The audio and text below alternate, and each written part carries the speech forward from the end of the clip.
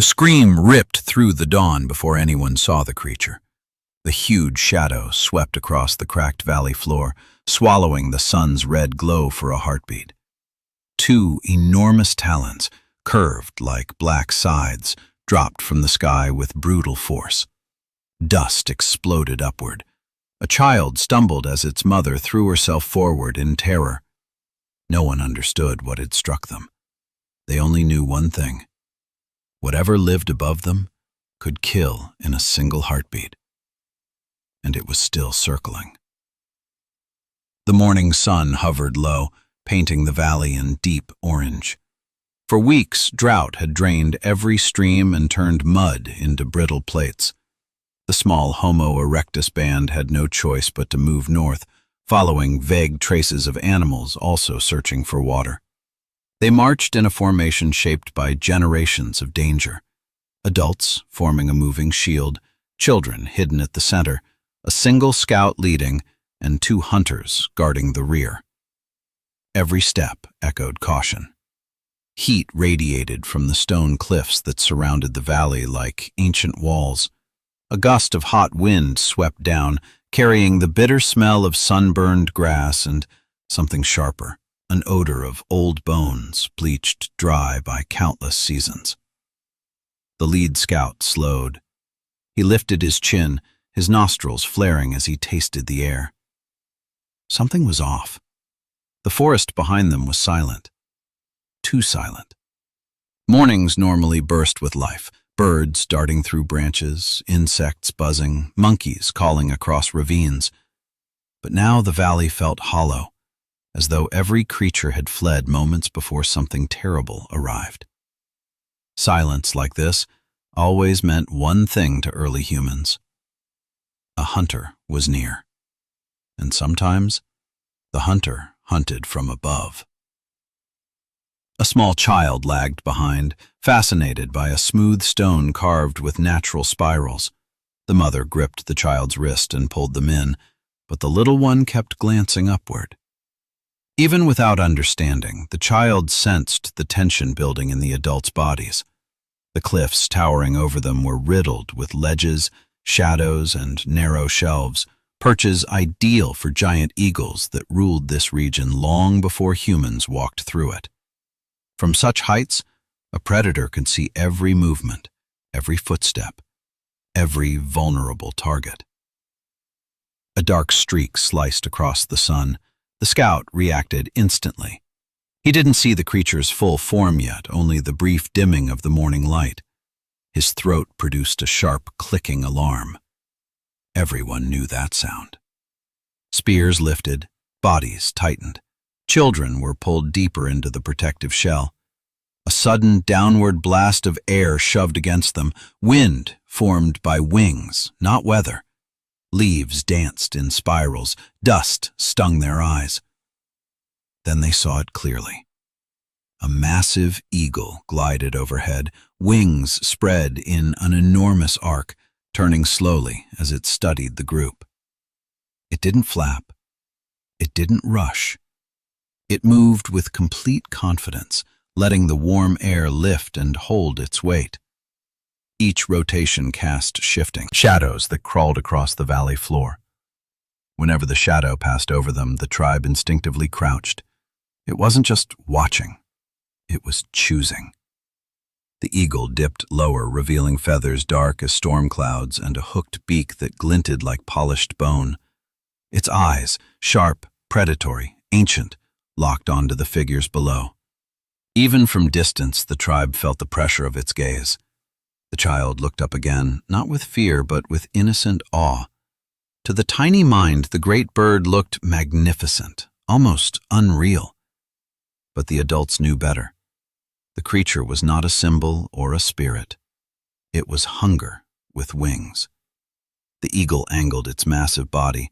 Sunlight flashed along its underside as it positioned itself directly above the group. The scout shouted, his voice cracking. A hunter planted his feet, raised his fire-hardened spear, and hurled it with all his strength. The weapon sliced upward, spinning fast. The eagle tilted a single wing. The spear missed by a breath. For a tense second, the world seemed to freeze. The tribe held their breath. The eagle paused high above them, suspended in the sky like a dark omen. Then everything happened at once. The eagle folded its wings tight against its body. The graceful glide transformed into a deadly plunge. Air shrieked around the falling predator. The sound was thin, sharp, and rising, like the scream of something slicing through the world itself. The eagle became a dark arrow, a living spear driving toward the earth. Its talons extended first, each claw long as a human hand, thick at the base, razor sharp at the tip. They were built to crush bone, not merely grip it. Wind slammed into the tribe. The child felt the sudden pressure, a violent blast that pushed the breath from their chest. The mother wrapped both arms around the child, dragging them down and curling her body over them. Her scream vanished in the deafening roar of the eagle's descent. The predator filled the sky above them. Closer, closer. Less than 3 heartbeats remained. The eagle's failed strike did not bring relief, only a deeper, sharper terror. Its talons had carved long furrows in the earth, each groove as wide as a human wrist. The humans backed away slowly, their bodies trembling from the force of the near impact. The mother clutched her child, pressing the small head against her chest, while her heartbeat pounded like a frantic drum. The child, barely old enough to understand danger, now shook violently. The world it had known, dust, warmth, and the comfort of adults, had suddenly gained a new horror. The sky. The eagle hopped sideways, feathers bristling, eyes glowing with predatory focus. It had missed, barely. But such creatures did not give up after a single attempt. A failed strike simply meant the next one would be faster, sharper, more precise. Its wings partially opened, revealing the full span of the prehistoric giant. The humans had seen large birds before, vultures, hawks even, condors, but nothing prepared them for this living weapon. It moved with the confidence of a ruler of the valley, a creature that feared nothing on the ground. A hunter rushed forward, slamming the butt of his spear against the dirt to make noise, hoping to distract it. The eagle snapped its head toward him with terrifying speed. Its beak, sharp as chipped stone, clacked loudly, an audible warning. Another hunter rushed in with a burning branch. Flames crackled, sparks leaping. The eagle recoiled slightly, annoyed but not intimidated. Fire was unfamiliar, irritating, and dangerous, but it did not frighten the apex bird the way it frightened other animals. It simply made the predator cautious. The tribe widened their ring, thrusting flames and spears outward. Smoke lifted toward the sky, curling around the eagle's head. The bird twitched, feathers rising and falling, adjusting its footing. The humans shouted, some pounding stones together, others stamping the ground. The valley echoed with a chaotic rhythm, an improvised barrier of sound meant to drive the predator upward. The eagle paused, wings lifting slowly. Dust gathered beneath its feet. For a moment, no one knew its intention. Then, one powerful downbeat of its wings, then another. The gust almost knocked several humans backward. The eagle rose, swirling dust around them like a storm. It circled once overhead, letting its shadow wash over the group in one long, ominous sweep before retreating behind the cliffs. Only when the shadow vanished did the tribe exhale. Knees buckled, hands shook uncontrollably. A few members slumped to the ground, overwhelmed by the intensity of the attack. But the scout did not relax. His eyes followed the ridgeline. Something about the attack had disturbed him more than the others realized. He turned slowly, scanning the rocky heights again. He had seen a second shape, not as large, not as bold, but definitely there. A second eagle had hovered far behind the first, silent, studying, almost hidden by the glare of the sun. 2 predators, 2 sets of talons, 2 hunters sharing the sky above them. He gripped his spear tighter as understanding spread through him. This valley was not a place the eagles simply passed over. It was part of their controlled territory, patrolled, monitored, defended. If two were visible, there could be a third or fourth hidden in higher air currents. Eagles of this size did not flock, but they did coordinate. A failed attack from one often meant another would try soon after. The tribe gathered their few belongings and pressed forward, though every adult looked upward more often than ahead. The drought forced them north, but each step felt like walking in an arena where the audience sat on cliffs with wings folded, waiting. The mother carried the child now, refusing to let its feet touch the ground. The small one clung to her, still looking fearfully at the sky, as if expecting claws to descend again at any moment. When they finally reached a patch of trees, the adults formed a circle and rested briefly. But no one felt safe. They spoke with gestures and low sounds, sharing what they had seen. The hunter who retrieved his bent spear shook his head, realizing how useless it had been. A wooden point was nothing against a creature that could crush bones with a squeeze.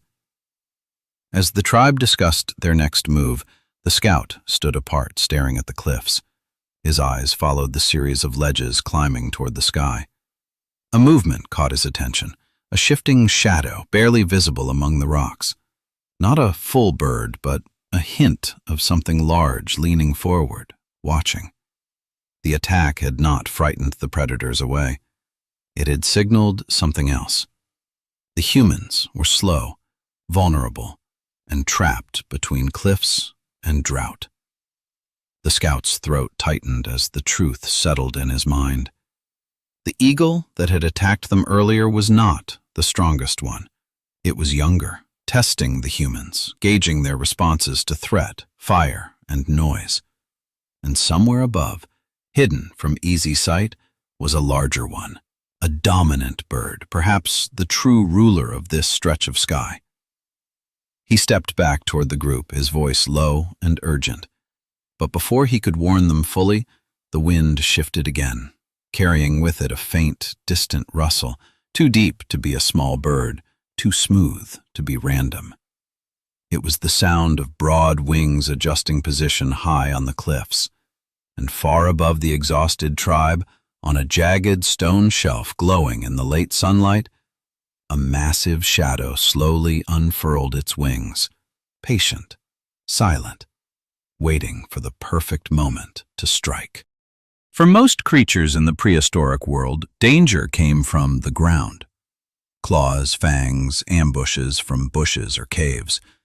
But early humans lived with a second axis of fear that almost no other animal had learned to defend against: the sky above them. The giant eagle that attacked the tribe wasn't a rare monster. It was one of the ruling hunters of this region, a predator built over millions of years to dominate open valleys like the one the tribe had crossed. It was larger than any bird alive today. Its wings, when fully extended, could cast a shadow long enough to cover several members of the tribe at once. Its body was dense with muscle, especially across the chest where powerful wing strokes originated. Its bones were hollow, yet reinforced with ridges strong enough to withstand violent dives, and its eyesight so sharp that from hundreds of meters above, it could track a single human footstep as clearly as a hawk tracks a mouse. These eagles were not scavengers waiting for death. They were killers. Their talons, curved and thick, locked around prey with a force strong enough to crush ribs. Their beaks tore flesh in clean strips. When they dove, they struck with momentum equal to a falling stone, fast, silent, lethal. Animals rarely survived long enough to make a sound. To early humans, the eagle was not an animal. It was a presence, a shadow that could appear at any moment above the dry earth. Generations of instinct had taught them certain truths. Never linger in open plains. Never let children stray. Never cross valleys without someone watching the sky. Fire helped their chances, but fire wasn't always possible. The long drought forced travel, and travel meant exposure. Over time, the tribe had observed patterns. The eagles hunted most often when the sun was high, when shadows were short and prey could be seen clearly. Deep forest was safer than open grass. Dense canopy limited dives, and birds struggled to navigate tight spaces. Still, the tribe's knowledge was incomplete. A single mistake, a moment of curiosity, a break in formation, a forgotten glance upward could give the predators an opening. The humans were not the only prey.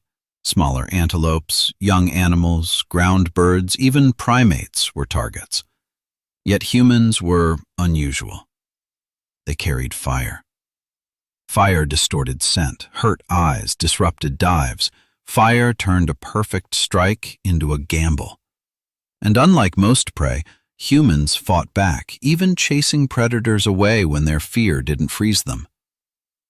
But the eagles were learning too. They circled differently when large groups walked together. They tested humans the way humans tested them, probing with feints, swoops, and low glides, searching for weakness. What happened earlier that day was not a random hit-and-miss attack. It had been a deliberate test of the tribe's formation, reaction speed, and fire use. And the scout had seen what others missed. The second eagle. Smaller, quieter, drifting far behind the first. Watching. Tracking. Early humans passed stories by memory, not words. But even they knew that two predators circling together meant a hunting ground, not a wandering bird. The tribe continued north, but their pace had changed. Shoulders hunched, eyes flicked upward every few steps. Experienced hunters moved closer to the children, ready to react faster than before. Their fire embers were kept alive carefully, feeds of dry leaves, small twigs, and precious bits of bark. Even a thin line of smoke rising from a branch might buy them a second of hesitation in the predator's eyes. Late in the day, they reached a narrow area where trees grew slightly thicker.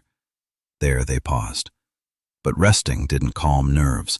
Several adults replayed the attack in their minds, the blur of wings, the sound of claws hitting dirt. They showed the children how to duck, how to freeze, how to move toward the adults at the first sign of a shadow. Stories began forming instantly. One adult spread his arms wide to show the size of the wings. Another struck the ground to show the force of the dive. The tribe carried their knowledge forward this way, gesture by gesture, memory by memory. Each retelling wasn't just description, it was instinct training. Above them, unseen in the fading light, feathers rustled again. The eagles were still there, gliding silently along the cliff edges. They weren't done. They were waiting for fatigue, for night, for one weak link in the group's alertness. And the early humans, though they didn't know it yet, were about to face a second encounter, one far more dangerous than the first. The tribe resumed their journey before the sun dipped too low. Evening light in the valley was dangerous. Shadows stretched long, distorting shapes and hiding movement. For ground predators like big cats, dusk was the perfect hunting hour. But for the giant eagles, dusk posed a different advantage. The sky darkened just enough to hide their silhouettes, yet not enough to impair their incredible vision. Humans walking under that dimming sky were little more than silhouettes moving across open land. The scout walked ahead, his shoulders tight, scanning every ridge. He counted the minutes between wind gusts, listened for wing beats hidden in the air's vibration, watched how birds in the distance behaved. Prey animals always reacted before humans. A sudden burst of flight, a cluster of birds rising from the same spot, any of these signs meant something larger was approaching from above. Behind him, the tribe moved quietly. The women held the children close. One of the hunters kept a fat branch burning, waving it slowly to maintain heat without extinguishing it. The faint thread of smoke trailing behind them wasn't much, but it acted as a warning banner. Fire had saved them once today. it would have to save them again. As they moved farther north, the cliffs began to narrow. 2 stone walls rose on either side of a long path, a natural corridor. It might have been a safe route from ground predators, but for aerial hunters, it was a perfect kill channel. The eagle didn't need much space. All it required was a straight drop. The scout stopped, examining the cliffs. Scratches scarred the stone walls, long, deep grooves. Not from climbing animals, not from falling rocks. These marks were from talons dragging across the cliff during flight, a signature of aerial dominance. The tribe had walked into a killing zone. He gestured sharply for the group to tighten formation. Spears angled upward, fire moved to the center. They began walking slowly, every footstep placed with purpose. Halfway through the corridor, a gust of wind rushed forward, stronger than natural wind. The scout's eyes snapped up. A shadow flashed across the cliff, then vanished. The humans froze. For 10 long seconds, the world held its breath. Then another shadow. Lower. Closer. The hunters raised their spears. The children crouched. The mother tightened her grip around her child, whispering a soft sound, a calming rhythm older than language. The eagle dropped suddenly, wings tucked tight, slicing through the gap between the cliffs. It was a perfect ambush, using the stone walls to shield its descent. But the humans were ready this time. The burning branch was thrust upward, fire bursting brighter as dry leaves flared in the sudden draft. The eagle swerved mid-dive, a rare miscalculation. Flames licked its underside, not enough to injure, but enough to shock it. The giant bird screeched, whipping its wings open. The blast of wind hammered the humans, but the attack angle was broken. Instead of grabbing a target, it soared upward again, wings beating fiercely to regain height. But something wasn't right. The eagle didn't retreat. It didn't climb to observe. It kept rising sharply, too sharply. A second shadow appeared above it. The scout's eyes widened. The first eagle wasn't the true threat. It had driven the humans' attention downward. The real attack came from higher up, where the late sun hid the silhouette of a much larger bird. The dominant eagle. He barely had time to shout. The alpha eagle plunged from the glowing sky like a spear of darkness. Its dive was faster, straighter, and far more lethal than the first bird's attempt. The humans saw only a blur, a falling shape that swallowed the air with its speed. The wind roared as the alpha's wings cut through it, its talons extended, each claw gleaming like polished bone in the fading light. The hunters raised their spears, but the bird was almost upon them. One misstep, one heartbeat too slow, and the alpha would take whoever stood closest to the center. Child or adult, it didn't care. At the last instant, the scout seized a burning branch from the hunter beside him and thrust it upward with both hands. Flames burst into the eagle's face. The alpha twisted its head violently, swerving just enough to miss the scout by inches. Its talons tore through empty air, slicing the space where a human skull had been a heartbeat earlier. The alpha soared back into the sky, circling once, furious. The tribe huddled close, panting, realizing how close death had come again. And though they couldn't see it clearly in the darkening sky, the alpha had not abandoned the hunt. It was rising higher, preparing for a third strike, one that no amount of fire might stop. And high above the narrow valley, the great eagle folded its wings once more, ready to fall upon the humans with a force no creature on the ground had ever survived. The tribe moved through the narrow valley as fast as their tired legs allowed. No one spoke. Every few steps, someone glanced up, expecting the massive shadow to return. The failed attacks had shaken them to the bone. The alpha eagle's dive had been too fast, too perfect, proof that the predator was not only strong, but frighteningly intelligent. It had used another eagle as its distraction, a tactic no human could have predicted. As the cliffs opened into a wider plain, the group felt a momentary relief. No stone walls, no overhead traps. Grassland spread ahead in long, golden waves, broken only by scattered shrubs. But wide space brought its own danger. With no trees to hide under, they were exposed from every direction, especially above. The scout scanned the horizon. He saw no movement on the ground, but that wasn't the problem. Eagles didn't need cover. They simply needed height, wind, and opportunity. And the open field in front of them offered all three. Still, they had to cross it. Water was close. Animal tracks converged toward a distant patch of low trees where the earth dipped slightly, suggesting moisture. But between them and that hope lay a stretch of land perfectly designed for a killer from the air. The tribe tightened formation, adults outside, children inside, fire at the center. The hunter carrying the ember branch blew gently to keep it alive.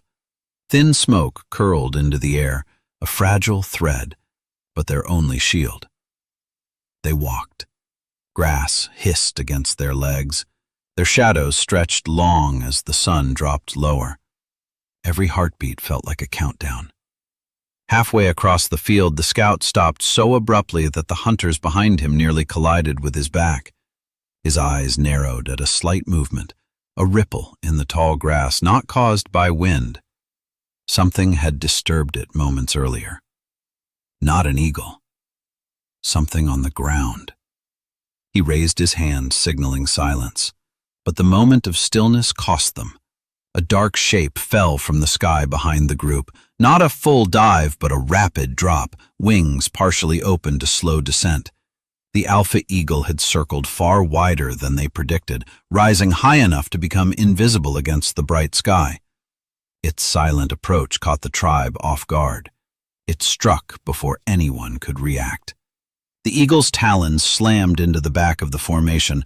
A young male, the same one who had thrown his spear earlier, was lifted off his feet. His scream tore through the valley as the talons crushed into his shoulders. The predator didn't fully carry him into the air. The weight was too much while flying low. Instead, it dragged him across the grass, beating its wings to gain lift, pulling desperately to hoist him skyward. The tribe exploded into motion. Hunters sprinted toward the thrashing shapes. The mother with the child shielded the little one's eyes. Dust and shredded grass rose as the eagle attempted to rise. The young male kicked, clawed at the talons, trying to wrench himself free. Blood streamed down his back. A hunter hurled a spear. It struck the eagle's wing, not deep, but enough to disrupt its balance. The eagle screeched, rotating violently. The wounded man tumbled to the ground, rolling through the grass as the predator released him to avoid crashing. The eagle flapped hard, gaining altitude, circling overhead with furious speed. The hunters reached the fallen man. Blood soaked the ground beneath him. His breaths were shallow, ragged, each one weaker than the last. The scout knelt beside him, pressing a hand to the worst wound. The bleeding didn't slow. The eagle had pierced muscle and bone. There was no medicine, no bindings strong enough, no chance to save him. The dying man looked up at them, eyes unfocused. He had survived the first two attacks. He had charged the eagle with bravery the others admired. He had been the first to defend the tribe. And now, in the open field, he had become the eagle's price. The man exhaled one final trembling breath. Then his chest fell still. A heavy silence swallowed the tribe. Even the wind felt quieter, as if the valley itself mourned. But the sky did not mourn. Above them, wings circled. The alpha eagle glided slowly overhead, watching its kill, even if it had not succeeded in taking the body. To an apex predator, death itself was a victory. It had proved its dominance. It had weakened the tribe.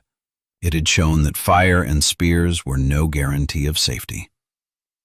The scout rose with clenched fists. Rage, fear, and despair collided in his chest. He looked at the others, faces pale, eyes wide, children shaking against their mother's legs. The humans buried the fallen quickly, covering him with stones. There was no time for ritual. The predator was still circling. When they finished, the tribe moved again, faster now, almost running. Every shadow overhead made them flinch. Every gust of wind felt like wings. The loss weighed heavy on all of them, not only because a life was gone, but because the eagle had shown them what it was truly capable of. And yet the worst part wasn't the attack. It wasn't the death. It was the realization that the eagle hadn't attacked for hunger. It had attacked to learn.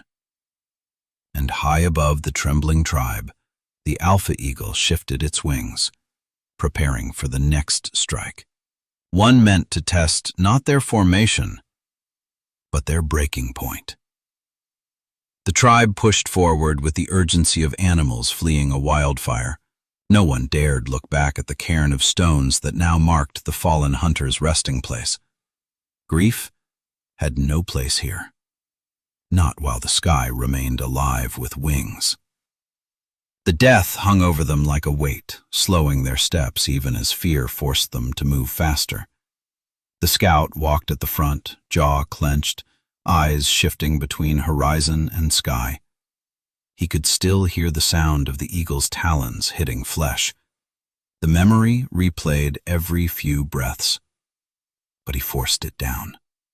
The tribe depended on him to see danger before it struck again. As the sun dipped closer to the horizon, the open plains gave way to a sparse grove of crooked trees, thin trunks, brittle branches, hardly worthy of the word forest, but enough to offer some canopy. The moment they reached the first cluster of branches, the adults herded the children underneath them. Even a thin cover was better than none. The scout motioned for the group to stop. They crouched among the trees while he ventured a little farther, checking for tracks, scents, anything that didn't belong. The ground was soft here, small animal prints scattered across it, but no sign of large predators. Only birds, rodents, and the faint grooves of an old deer trail. Still, something felt wrong. He could sense the eagle long before he saw it. It was a change in the air, a pressure, a shift in wind patterns, a shadow that didn't match any branch. Then he saw it, just for a second, gliding low over the plains behind them. Not diving, not attacking. Following. The alpha eagle was tracking their movement. The scout hurried back. The tribe formed a tight huddle beneath the thin canopy. A hunter cracked dry branches to build a small fire, barely enough to burn, but all they had. Flame flickered weakly, casting trembling shadows on the ground. Smoke drifted upward in thin streams that curled around the bare branches. Nightfall approached. And night brought its own horrors. Early humans feared the darkness for many reasons: big cats, venomous snakes, unseen cliffs. But facing the eagle at dusk was worse. The sky turned the same color as its feathers. Light and shadow mixed. The predator became invisible. As the sky dimmed, the children whimpered softly. Their parents calmed them with gentle touches. Even the bravest adults struggled to stay composed. Fear of the sky ran deeper than any other. It was old, carved into their bones. Suddenly, a violent gust shook the branches above them, then another. Wings. The tribe tightened together. The fire crackled louder as dry leaves curled in the heat. The scout grabbed a burning brand, raising it high. The hunters did the same. The alpha eagle appeared in a blur, sweeping low over the trees. Its wings brushed the top branches, scattering leaves. It didn't dive. It didn't attack. It was testing again, searching for a gap in the canopy, a weakness, an opening. The bird circled once, then perched on a distant, jagged rock outcrop, a silhouette against the fading sky. Waiting. watching, calculating. The humans stayed completely still. Movement attracted attention. Noise attracted attack. They breathed slowly, forcing themselves into silence. The small fire burned lower, smoke thinned, darkness crept closer. The eagle lifted its wings slightly as though preparing for another pass, but then something unexpected broke the tension. A low rumble echoed across the plains. Thunder. Clouds gathered on the horizon, darkening the sky faster than the setting sun. Wind shifted, cooler, wetter. The scent of approaching rain spread through the trees. Weather, the one force even the giant eagle could not control. The predator launched into the sky, circling once more before veering away. Strong winds disrupted its glide. Rain would weaken feathers, blur sight, make dives dangerous. For the first time that day, the tribe felt the pressure lift from above. They looked at each other, exhausted, shaken, hearts still racing. The storm was both a threat and a blessing. Rain meant possible water. It also meant the eagle would be grounded. Just for a short time, just long enough to breathe, but not long enough to rest. Because storms passed quickly in this land, and when the skies cleared, predators returned even hungrier. The tribe gathered under the twisted branches and ran toward the distant thicket that promised shelter. Each step splashed in the first drops of rain. The wind howled, lightning flashed across the sky, illuminating the distant cliffs, and in that brief white light, the scout saw a shape. Far on the highest ridge, wings half open despite the storm. A silhouette that refused to retreat fully. The alpha was waiting for the rain to stop, and when the clouds finally broke, it would come for them again, with a strike more ruthless than any they had seen before. The storm moved across the valley with a force that washed dust from the air, but not fear from the tribe's hearts. Rain hammered the ground in heavy sheets, turning the dry soil into slick mud. The humans pressed onward through the darkness, grateful that the pounding water masked their scent and muffled their footsteps. The sky, usually their greatest threat, was now a swirling, chaotic shield. But storms in this land never lasted long. By dawn, the rain had weakened to a thin drizzle. By mid-morning, the clouds broke apart, leaving only low mist drifting across the valley floor. The moment sunlight touched the cliffs, every member of the tribe felt the same cold shiver. Clear skies meant wings would return. The scout urged the group forward before the last clouds dissolved. Water dripped from his hair, but his eyes were sharp, scanning everything ahead. The world smelled different after rain, fresh, earthy, alive. Tracks were easier to see, so were the dangers imprinted by them. As they approached a narrowing in the landscape, the ground rose sharply to form a series of steep ridges. The cliffs ahead, dark, angular, towering, looked like enormous stone teeth locked in a permanent snarl. Mist clung to their base like breath. Even from a distance, the scout knew they were entering a different territory. Not just open land, not just valleys. This was a stronghold, a place where the eagles lived, nested, ruled. The closer they came, the stronger the scent became, musky, metallic, tinged with rot. The scout knelt and brushed his fingers over a patch of flattened grass. Feathers lay scattered there, enormous black feathers edged with a faint brown sheen. Not from the alpha. These looked like they belonged to a juvenile. Young, but still far larger than any modern bird. He showed the feather to the hunters. Their faces tightened. They understood instantly. This area wasn't a path eagles crossed occasionally. This was where they roosted. The cliffs rose higher as the tribe approached them.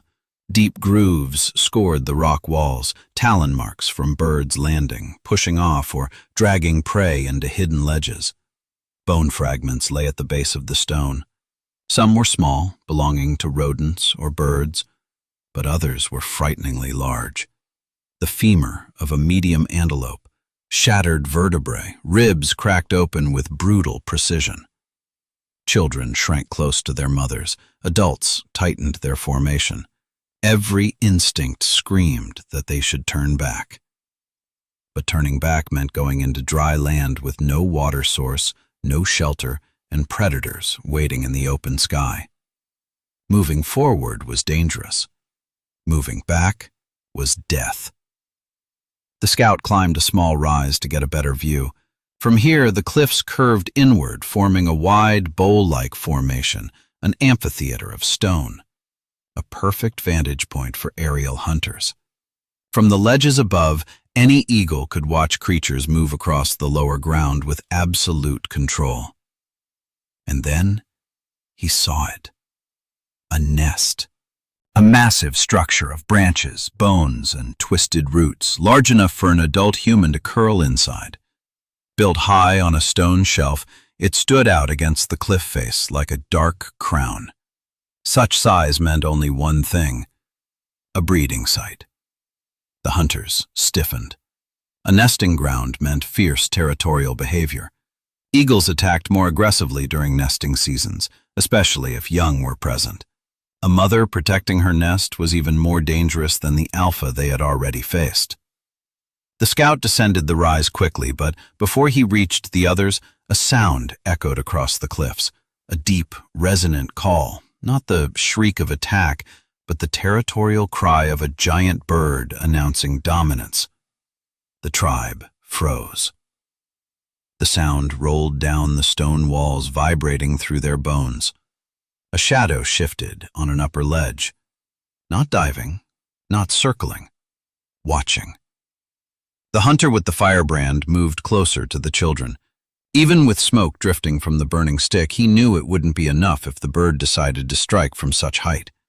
The fire might disrupt a dive, but it couldn't stop a protective mother defending her nest. The tribe needed a route away from the nesting area, but the cliffs funneled all movement into a narrow valley that passed directly beneath the ledge. They would have to go under the nest. The scout clenched his jaw. The risk was enormous, but water lay beyond these cliffs. He could smell moisture in the air, see the greener vegetation. They had no choice. He signaled for the group to prepare. They moved as quietly as possible, stepping around loose stones, keeping children low. Every crack of a twig, every shifting pebble sounded painfully loud beneath the cliffs. Even the slightest noise could trigger a strike. As they approached the middle of the pass, the shadow above shifted again. Wings unfolded slowly, huge, silent, stretching wider than a tree. The juvenile eagle. Older than a fledgling, younger than a full adult, but large enough to kill. It leaned forward, eyes gleaming, studying the tribe with unsettling intelligence. The humans froze, squeezing together, firebrand raised. The eagle didn't dive, not yet. Instead, it opened its beak slightly and released a soft, almost curious sound, as though testing the human's reaction. A test. Another one. The tribe held their breath, waiting for the monster to launch. And that was when the scout noticed something even worse. A second nest, higher on the cliffs, and a darker, heavier shadow stirring beside it. The juvenile wasn't the threat. The full-grown alpha of the cliff, a monstrous adult larger than any they had faced, was waking. The scout's pulse hammered as he stared at the second nest. It was larger than the first, wide, heavy, reinforced with thick branches and animal bones. No wind could dislodge it. Only a creature of immense power could have built something at that height, and the shadow beside it confirmed the scout's worst fear. A full-grown cliff eagle, older, heavier, more experienced than the alpha that had hunted them across the plains. This one was a ruler of stone, not sky, its territory vertical, its attacks more sudden, more precise, less dependent on open-air dives. It didn't need long distances. It only needed height and the element of surprise. The juvenile above them tested their reactions. The adult waited for a mistake. The tribe moved beneath the cliffs, each step measured and controlled.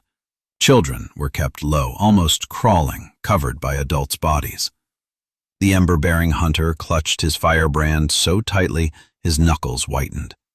Smoke rose in thin tendrils, drifting upward toward the ledges. The juvenile watched the smoke with a tilt of its head, curious but not scared. It was still learning fear. The cliff narrowed to a choke point. Sharp stones jutted from the walls. The wind funneled through the gap like the breath of a giant. Every few seconds, a loose pebble rattled down from above where talons had scraped the rock. The tribe moved faster, quiet but urgent.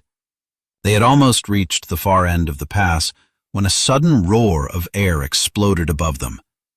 Wings. Large wings. The adult eagle shifted, stepping to the edge of its ledge. Dust crumbled from beneath its talons and fell like sand.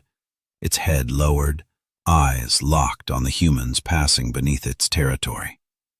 The scout raised his hand, ordering the tribe to freeze. Every body went still.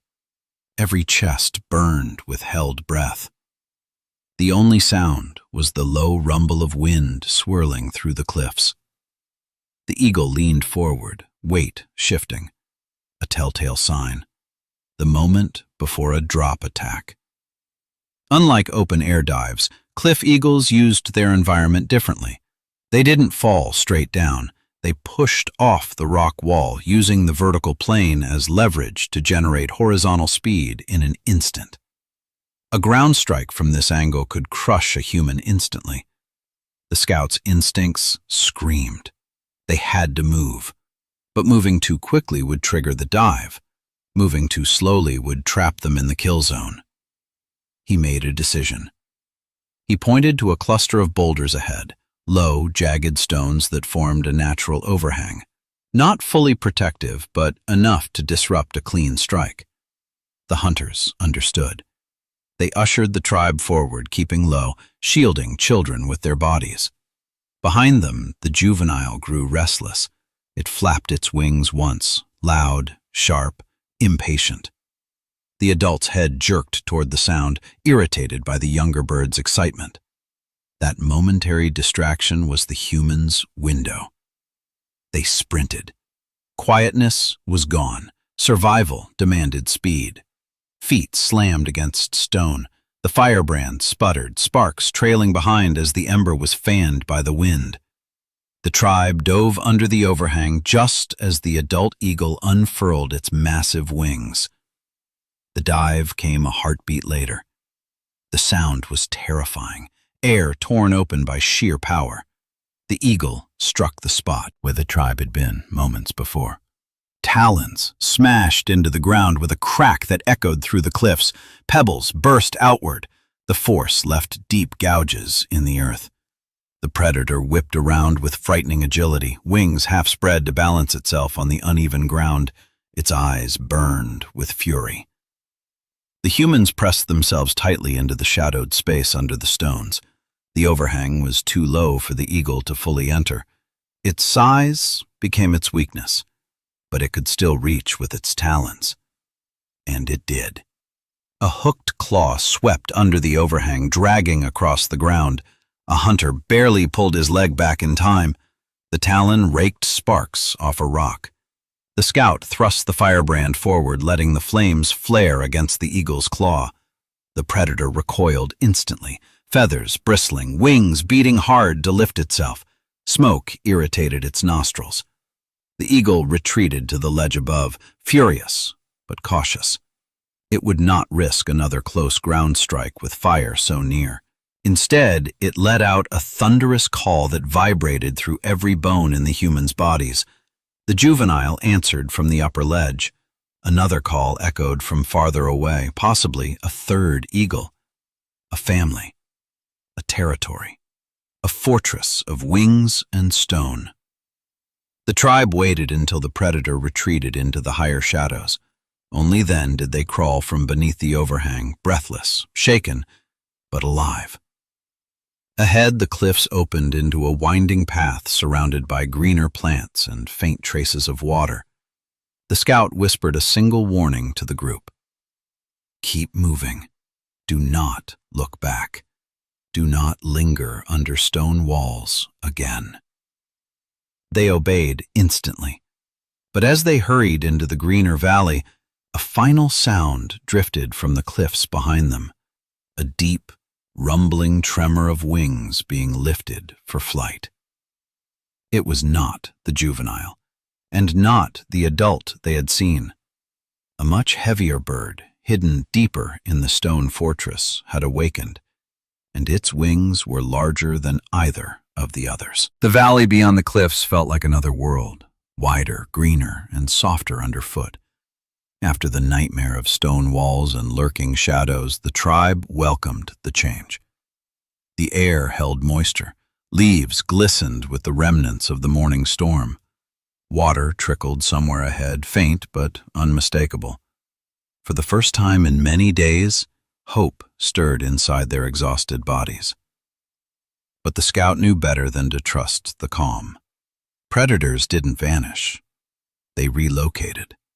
The cliff eagles held their nests behind the humans now, but eagles had vast territories, and the giant forms they had glimpsed among the rocks left a mark too deep to ignore. Every shadow overhead still triggered fear. Every gust of wind felt like wings. Yet the tribe needed rest. They reached a small clearing with a shallow stream passing through. Here, trees leaned inward to form a partial canopy. Safe enough, for the moment. The children rushed toward the water, cupping their hands to drink. Mothers joined them, filling skins made of dried bladders. Hunters knelt to wash blood and dirt from their arms, though stains from the fallen man refused to fade completely. The scout circled the clearing, scanning for fresh tracks. Only small animals here. No claw marks, no signs of ambush predators. It was as safe as they could hope for.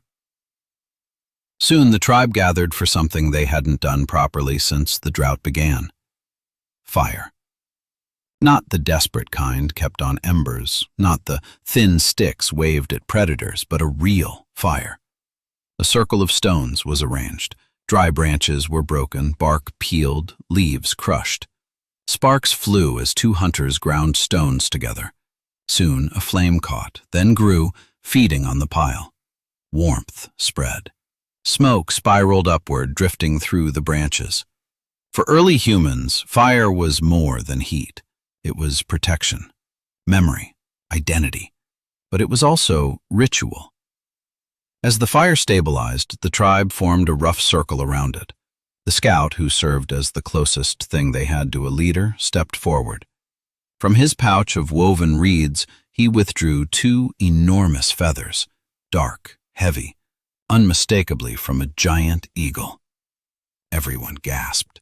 The children leaned forward, eyes wide. These were not trophies. They were warnings and symbols. The feathers had been collected seasons ago, during a rare moment when a dead eagle was found at the foot of a ravine.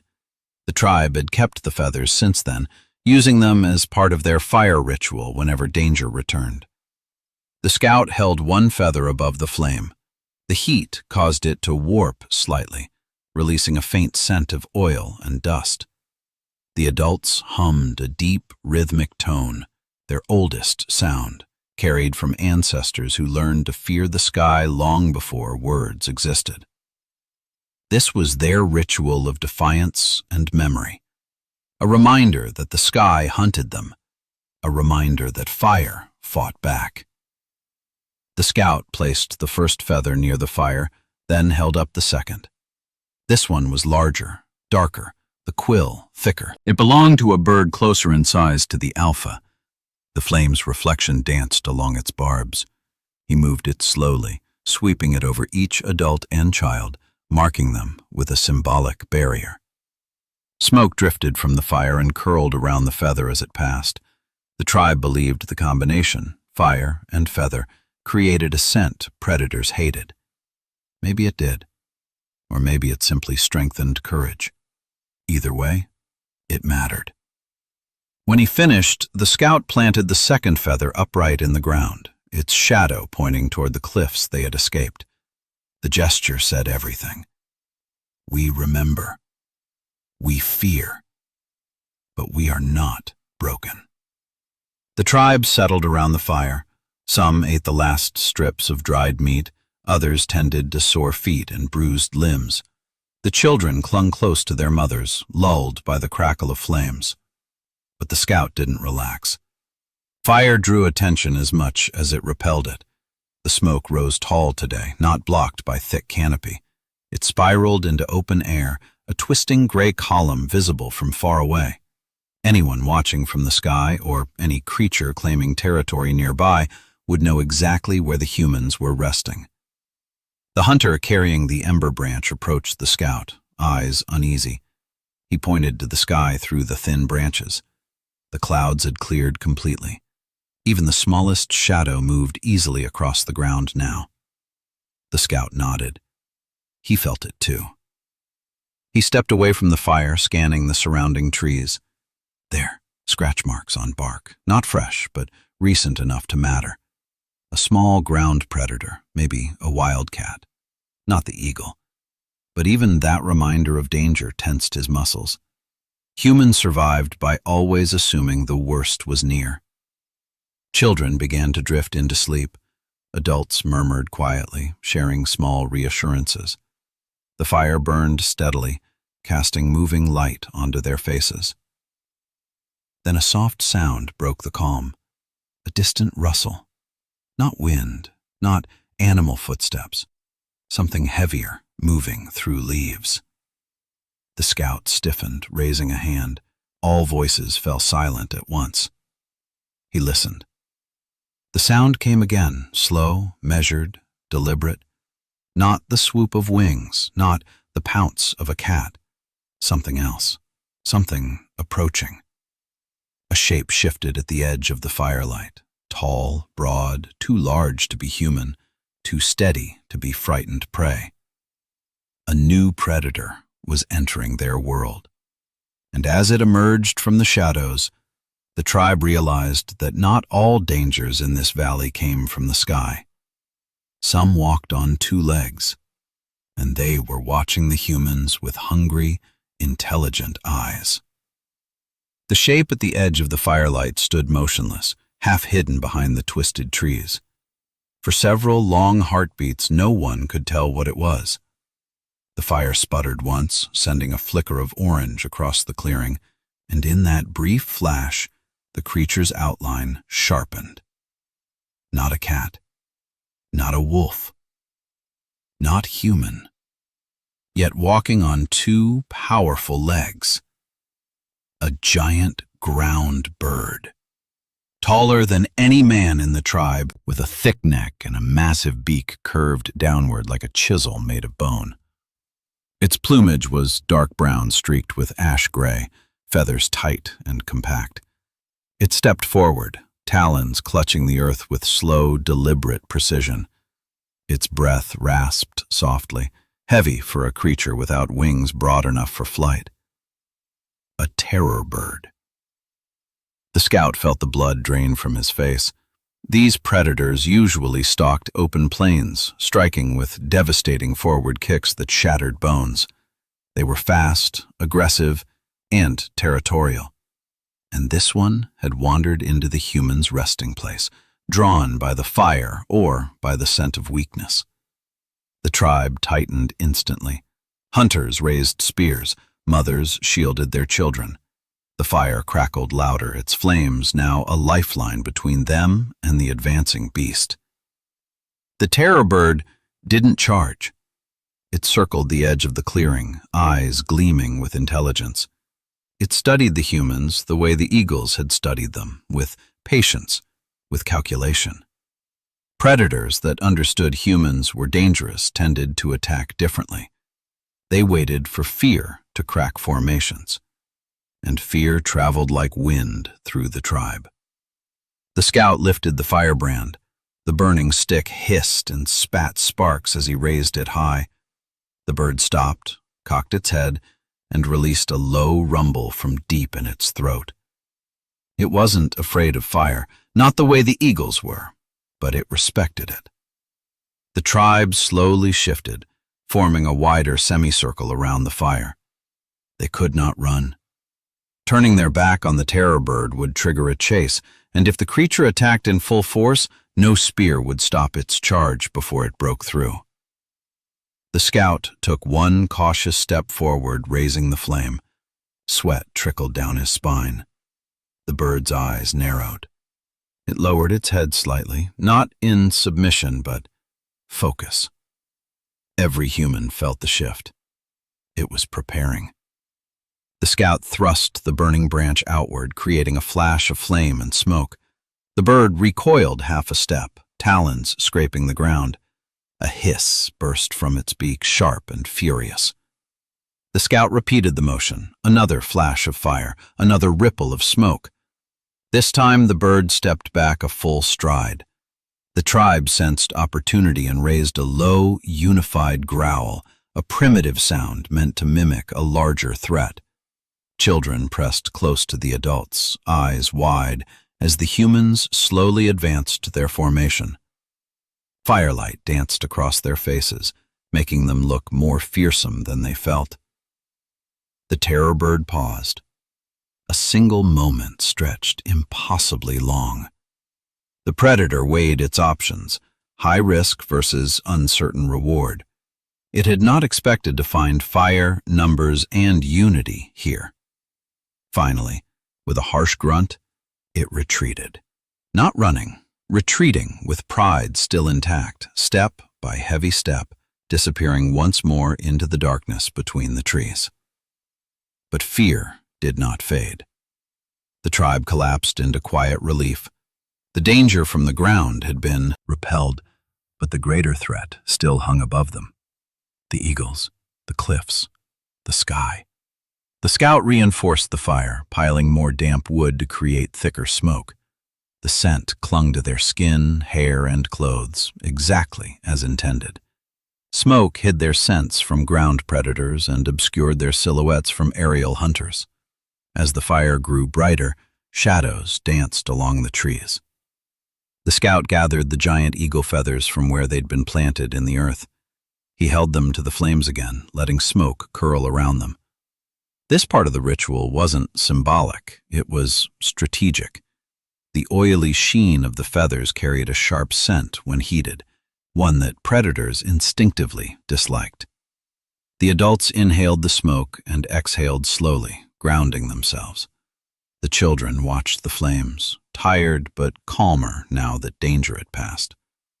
The tribe was learning. Fear wasn't just a burden, it was knowledge.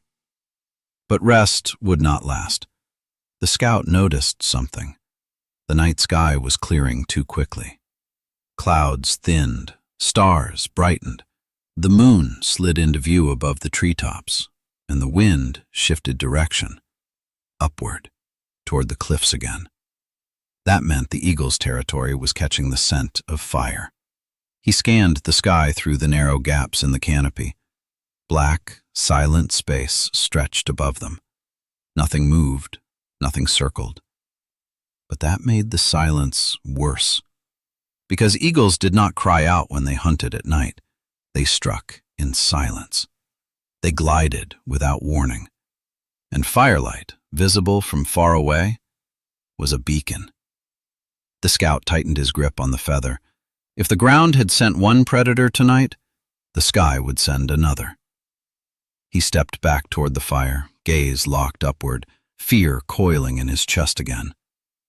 And then he saw it. A shadow sliding silently across the treetops, wide, smooth, and unmistakable. Wings. Huge wings, not circling, descending. And as the firelight flickered across the clearing, a giant eagle dropped through the canopy without a sound, its talons open, its eyes burning, coming for them at terrifying speed. The eagle crashed through the canopy with a force that turned branches into splintered spears. Leaves and bark exploded downward as the massive predator tore through the narrow opening above the clearing. The humans scattered, ducking low as the huge shadow streaked across the firelight. Sparks leapt skyward from the force of its wings. The air boomed with the sound of impact as it struck the ground where the children had been moments earlier. The fire flared violently, smoke billowing upward in a thick column. The eagle hissed, choking briefly, feathers bristling as it shook off the sting of ash. Its talons gouged trenches into the earth as it tried to regain full balance. The tribe took advantage of the confusion. Spears jabbed, burning branches swung, and the fire was pushed closer to force the beast back. The eagle snapped at the closest hunter, its beak clacking like a stone axe cutting bone. The man fell backward, scrambling away, his spear clattering beside him. Another hunter charged forward, thrusting his firebrand into the eagle's face. Flames licked its feathers. The predator screeched, more enraged than injured, and beat its wings to blast the fire aside. The wind burst, nearly extinguished the flames. If the fire died completely, the tribe knew the attack would turn fatal. The scout lunged toward the fire, slamming more branches into the flames. The blaze snapped back to life, sending a surge of heat across the clearing. The eagle stumbled, disoriented. Its wings slammed against a tree trunk, shattering bark. The tribe surged forward as one, humans acting with the desperate unity of prey who had been hunted too long. Smoke rose thick, flames danced, voices shouted, and at last, the eagle retreated. Not defeated, only pushed back. It beat its wings hard, leaping into the air. Branches snapped, leaves spun. The creature vanished into the darkness above, leaving silence behind it like a wound. When the night finally swallowed the last echo of its wings, everyone collapsed into trembling breaths. Children sobbed quietly. Adults sat with shaking limbs. Even the strongest hunters stared at the fire with hollow exhaustion. The clearing smelled of burned feathers, crushed plants, and fear. But the scout did not allow rest. The attack meant something. A dive through the canopy at night was rare, even for these predators. It meant hunger, territorial defense, or something worse. He lifted one of the eagle feathers again, holding it toward the dim sky. The scent still clung to it, oily, sharp, unmistakable. A high-ranked eagle had attacked them. But it wasn't the same alpha from the plains. It wasn't the juvenile from the cliffs. The scent was different. This was a new one. How many rule this valley? The scout wondered silently. When dawn arrived, they moved. Fog blanketed the valley, muting sound and vision. But fog also hid them from the air. The tribe walked quietly, using the mist as a shield. Their legs were stiff from panic and lack of sleep, but they forced themselves forward. Soon the land began to rise again, forming long ridges that led toward higher stone formations. The scout tasted the air, cooler, sharper. Water was close. A stream curved into view, hugging the base of a steep cliff. The tribe rushed to drink, cupping their hands, soaking their faces, washing the salt and smoke from their skin. As they followed the stream upward, the cliffs grew taller. Sharp ledges jutted from the rock like steps carved by giants. Each rise revealed more of the same pattern: discarded bones, cracked shells, tufts of feathers caught between stones. The scout froze at a bend in the path. Above them, on a broad shelf of stone, lay a nest unlike anything they had ever seen. A monstrous ring of branches, thick limbs, and bleached bones, large enough that 3 humans could lie side by side inside it. The nest was layered, years of repairs, rebuilds, and expansions woven together into a structure both ancient and alive. The smell of fresh kill clung to it. Then movement. A huge shadow shifted inside the nest, not fully grown but not young either. A nearly adult eagle, bigger than the juvenile they saw earlier, perhaps training for independence. Its head lifted slowly, its amber eyes locked onto the humans below. The tribe instinctively formed a defensive circle, but the eagle didn't dive. Not yet. Its wings rested partly open, its talons flexed rhythmically. It studied them, not with curiosity, with recognition. This was the beast from the night assault.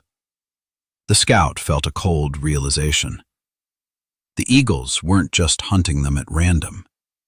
They were herding them, pushing them into the cliffs, toward their nesting grounds, toward the heart of their territory. The tribe had wandered into the worst place possible, a training ground for young predators learning to kill. The eagle's wings stretched wider, its chest expanded, its gaze sharpened. The tribe tightened formation, knowing a dive from this height would be deadly. And then, from above the nest, an even larger shadow slowly rose. Shoulders thicker, wings broader, beak longer. The true ruler of this cliff. A titan. A beast larger than any eagle they had faced before. And as the giant bird stepped forward, the tribe understood they were standing beneath the nest of a lineage older and deadlier than any predator they had ever known. The titan eagle stepped fully into the light, its feathers catching the morning sun in streaks of gold and obsidian. It was enormous, larger than the alpha that had hunted them from the plains, larger than the cliff eagle that nearly crushed them beneath the overhang. Its wings folded at its sides like the curtains of a storm cloud. Its talons gripped the stone edge with casual power, carving shallow grooves as if the rock were nothing more than dried clay. The tribe froze beneath it, every human instinct screaming for stillness. The cliff amplified the presence of the predator. Its size felt doubled, tripled by echoes and height. Even the children sensed the difference. They remained silent, wide-eyed, wrapped in the trembling arms of their mothers. The titan raised its head slowly, tasting the wind. It smelled the smoke on their skin, the fear in their sweat, the blood from the attack on the plains. It knew these humans. Worse, it remembered them.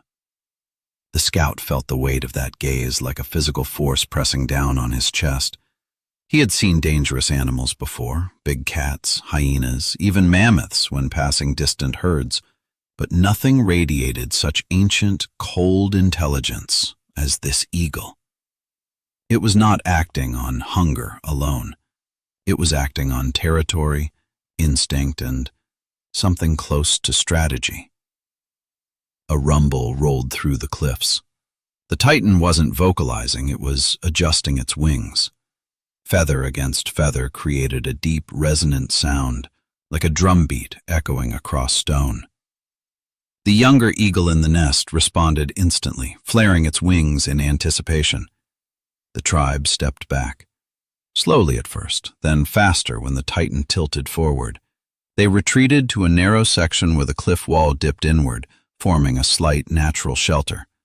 Not enough to protect them from a determined strike, but enough to disrupt a clean dive. The hunter with the firebrand lifted the smoking branch, but even he knew the embers were nearly dead. What little flame remained flickered weakly, barely enough to cast light. They had no real fire now, only smoke, only fear. The titan spread its wings. A shadow poured across the ground like a dark tide. The humans tightened formation, spears angled upward, voices rose in low growls. Every adult stood between the eagle and the children. The titan crouched. Its claws sank deeper into the stone, its eyes narrowed. A dive was coming. Then the juvenile moved. It launched first, wings flaring as it leapt from the nest, diving not at the humans but across their path, hurting them again, just as the scout had feared. Its swoop sent dust and leaves swirling. The tribe ducked, raising their arms to shield themselves. The Titan followed, but not in a dive. It stepped off the ledge. For a moment it fell in silence, wings half folded, only the faint whistle of disturbed air marking its descent. At the last possible instant, it opened its wings wide. The resulting shockwave blasted the valley floor, nearly knocking the humans off their feet. It landed before them with an impact that cracked the earth. The tribe stumbled back, shock overpowering every instinct. They had expected a dive, not a ground confrontation. But cliff titans fought differently from their plains cousins. They didn't rely solely on aerial strikes. They used their size and strength in close quarters. The Titan towered above them, wings partially spread, blocking their escape. The juvenile circled behind them, cutting off retreat. The humans were boxed in, trapped between rock walls and predators. The scout acted first. He grabbed the nearest burning branch from the fire bundle strapped to a hunter's back. He thrust it upward, forcing the weak flame to lick the Titan's beak. Smoke curled around its eyes. The bird jerked its head aside, irritated but not afraid. Another hunter lunged, slamming his spear into the Titan's leg. The wooden shaft bent. It did not penetrate deeply enough to matter. The eagle's flesh was thick, dense with muscle. The predator shrieked and kicked with a force like a boulder rolling downhill. The hunter flew backward, smashing into the rock wall and collapsing in a heap. The tribe erupted into chaos. Spears jabbed, shouts filled the air. Children were pulled behind a cluster of stones.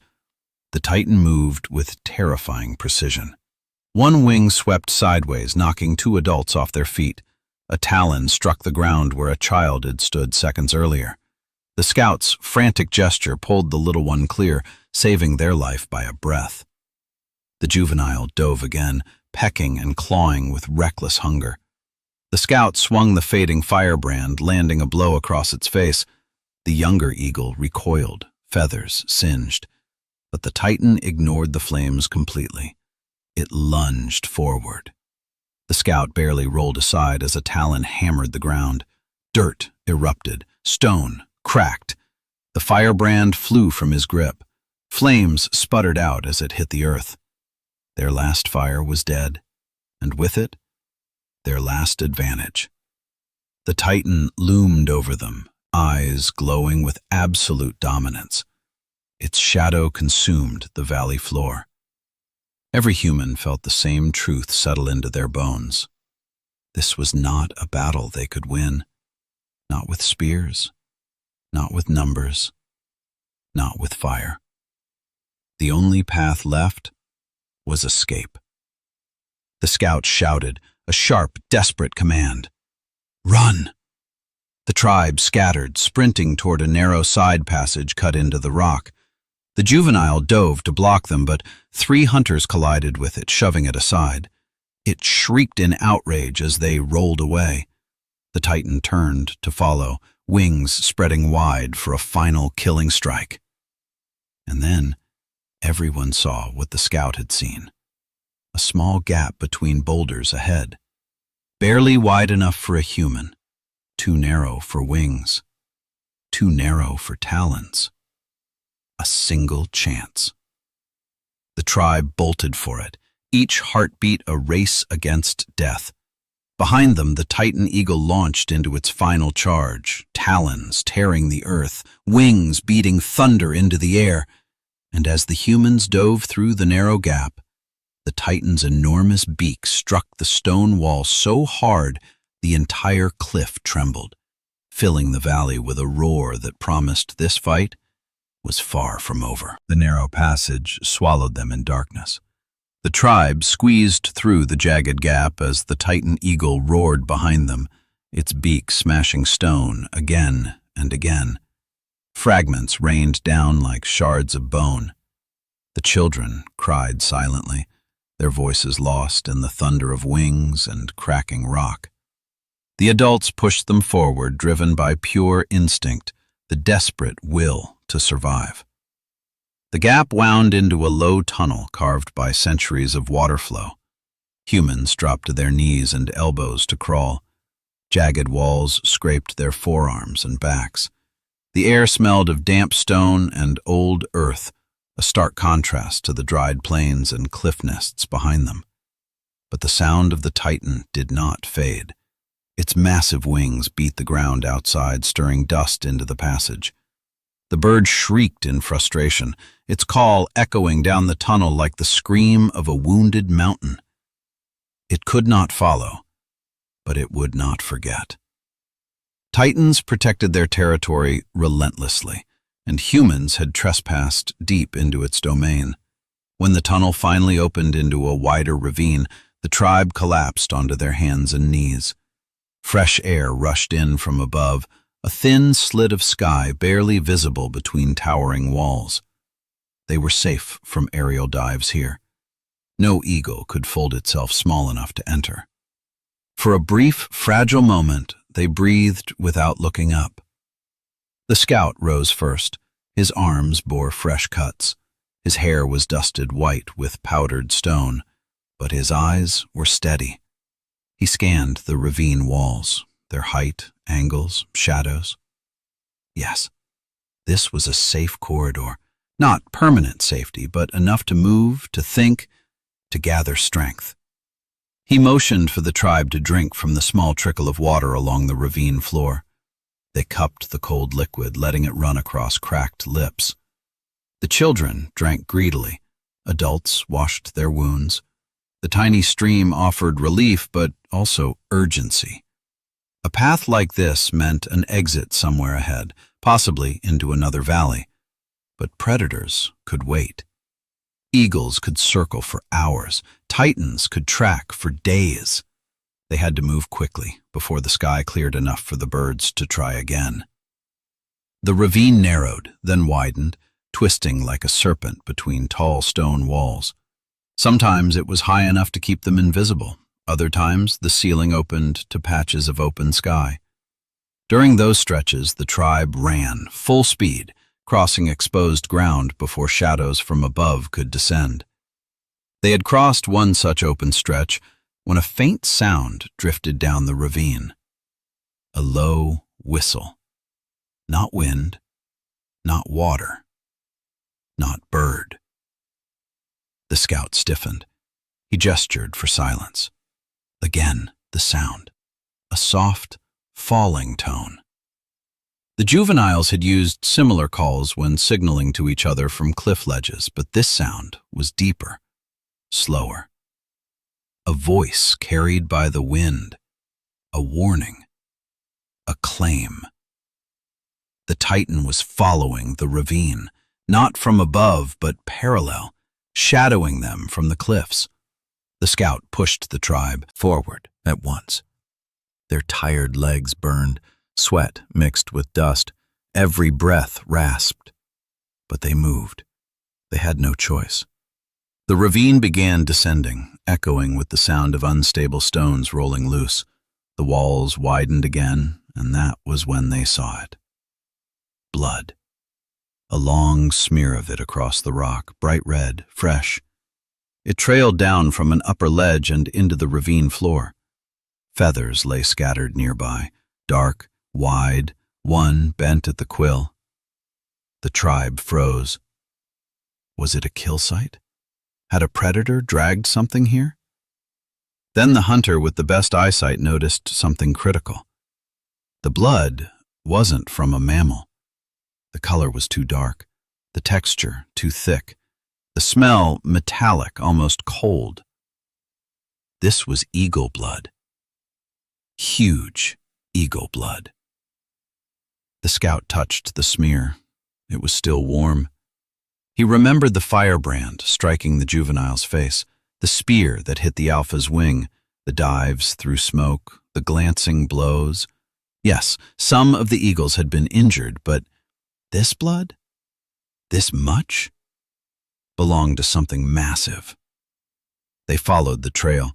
It curved around a boulder and led to a narrow ledge where the rock dipped inward. There, lying on its side, wings half open, was a giant eagle. Larger than the juvenile, smaller than the titan, struggling to breathe. A young adult, old enough to hunt alone, but wounded badly. Its feathers were slick with blood. Its breaths came in harsh, rattling gasps. One talon twitched as if dreaming of flight it could no longer take. The tribe approached cautiously. The children peered from behind adults' legs, fascinated and frightened. They had only seen these creatures as unstoppable monsters. Now, for the first time, they saw one broken. A hunter lifted a spear, ready to finish it. The scout stopped him with a single gesture. Why? Why spare a predator that had hunted them mercilessly? Because a dying eagle meant a change in the balance of power. Something else had wounded it. Not humans, not fire. Something strong enough to injure a sky titan's kin. The scout knelt beside the great bird. Its eyes fluttered open, fixing on him with fading clarity. There was no attack left in it. Only exhaustion, pain, and something almost like recognition. The tribe stood in silence. This fallen predator represented both danger and opportunity. Its feathers could become tools, its bones, weapons, its death a warning to whatever had caused its wounds. But before anyone could move, a sound split the air overhead. A scream, sharp, rising, filled with fury. The titan eagle was near, not diving, not hunting, searching. And it had found the blood of its own. And as the echo thundered across the ravine, the humans realized they were standing beside the dying child of a creature that would tear the entire valley apart to avenge it. The scream from above rolled through the ravine like thunder trapped in a cage of stone. The wounded eagle on the ledge twitched violently, its remaining strength sparked by instinctive fear. The scout immediately motioned for the tribe to take cover, but there was nowhere truly safe, just shadows and uneven stone. The titan was coming, not drifting, not circling, closing. The ravine amplified the sound of its wings into a deafening boom. Pebbles vibrated on the ground, dust trembled from cracks overhead. The tribe pressed against the wall, clutching children close. The hunter nearest the dying eagle raised his spear defensively, though he knew it would be useless against the monster descending toward them. The dying bird gave a final, shuddering gasp. The light faded from its eyes. Its wings relaxed, spreading limply across the rock like a dark banner. The last thing it saw was the scout's face, steady, calm, acknowledging its death with the quiet understanding only prey had learned to share with predators. The scream came again, sharper now. The titan eagle swooped along the top of the ravine, scanning for movement. It did not see the tribe at first. It saw the blood of its kin, splattered across rock, still glistening in the sunlight. It saw feathers scattered, torn. It saw the unmoving shape of the juvenile hunter on the ledge. The titan's scream changed pitch, no longer a call, but grief twisted into fury, a sound ripped from a creature that understood loss. Then the giant bird dove, not toward the humans, toward the dead eagle. It landed with a crash that sent dust clouds spiraling upward. Talons, the size of a man's forearm, tore into the stone as it lowered its head, nudging the fallen one gently. The tribe watched in stunned silence. The titan's movements were unexpectedly slow, almost tender. It touched the broken wing, the bloodied feathers, as if urging them to rise again. Predators did not mourn, but this one did. After several long breaths, its posture shifted. Grief hardened into rage. Its head snapped up, eyes burning with a fury more terrible than hunger. It scanned the ravine again, this time not for prey, but for the killer of its kin. The scout realized something important at that moment. The eagle wasn't searching for humans. It wasn't humans who had injured the fallen bird. Something else had done this. The realization struck him like a blow. Something strong enough to wound a young adult eagle. Something capable of climbing the cliffs, striking fast, leaving deep gashes. But that mystery would have to wait. The titan spread its wings wide, sending a shock wave of air that nearly knocked the tribe off their feet. They ducked, crawling behind a large fallen boulder as the great bird leapt back into the air. It flew through the ravine with murderous intent, smashing loose stones free with its wings. The cliff walls trembled. The humans curled tight in their hiding place, praying the bird would not detect them beneath the overhanging rock. The titan circled once, twice. It screamed again, a call that would travel for miles. A summons. The scout's heart clenched. More eagles. Answering. Screeches echoed faintly from distant cliffs. Not one, not two. 3. The tribe could not stay another second. The scout signaled sharply. They moved at once, hugging the wall, slipping behind fallen boulders, using every patch of shadow to stay hidden. The ravine wound downward, offering a narrow, twisting escape route. They ran, careful to keep the children in the center. The sound of beating wings chased them, sometimes far above, sometimes frighteningly close. The air grew cooler as they descended. The walls widened, the sky opened, and danger returned with it. A shadow swept over the ground, a smaller eagle this time, likely one that had answered the titan's call. It swooped low, scanning the ravine mouth for movement. The tribe froze beneath an outcrop. The bird missed them by inches, gliding past in a fast arc before rising again. The scout exhaled shakily. Every encounter now felt like a miracle narrowly granted. They followed the ravine until it spilled into a broad valley of rolling scrubland. Long grasses rippled in the breeze. The land was open, exposed, the worst possible terrain. But behind them came the screech of a third eagle, closer now. They had no choice. They sprinted. Feet slammed against the dirt. Grass whipped their legs. The hunters shouted to keep the group together. The sky filled with circling shadows. 3 eagles tracked them now, 2 adults and 1 juvenile. Then, without warning, one of the smaller eagles dove. It wasn't aiming for a kill. It was aiming to scatter them.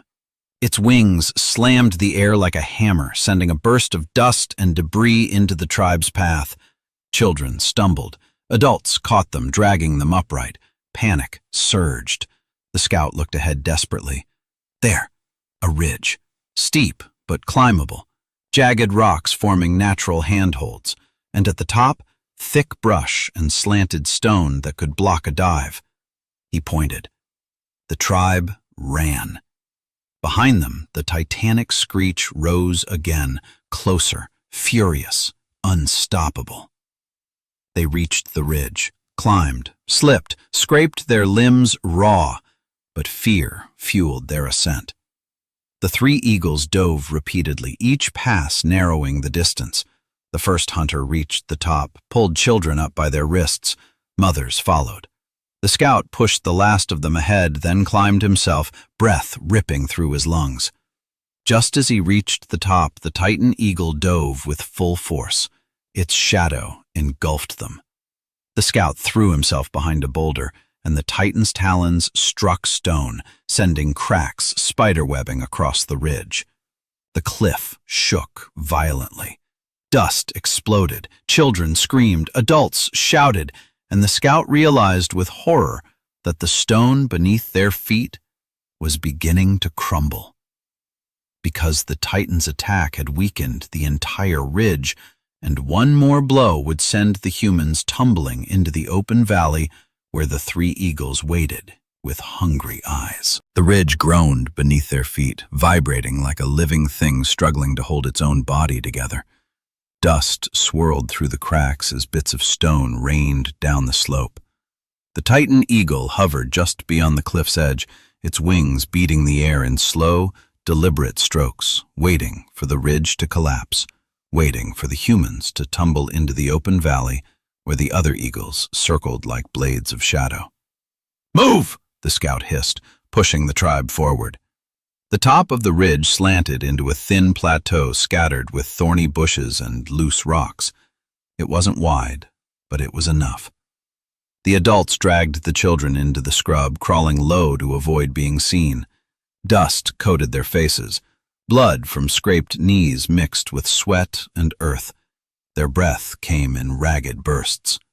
Behind them, the Titan clung to the cliffside, talons biting into stone. It shifted its weight, feathers bristling. It wasn't finished.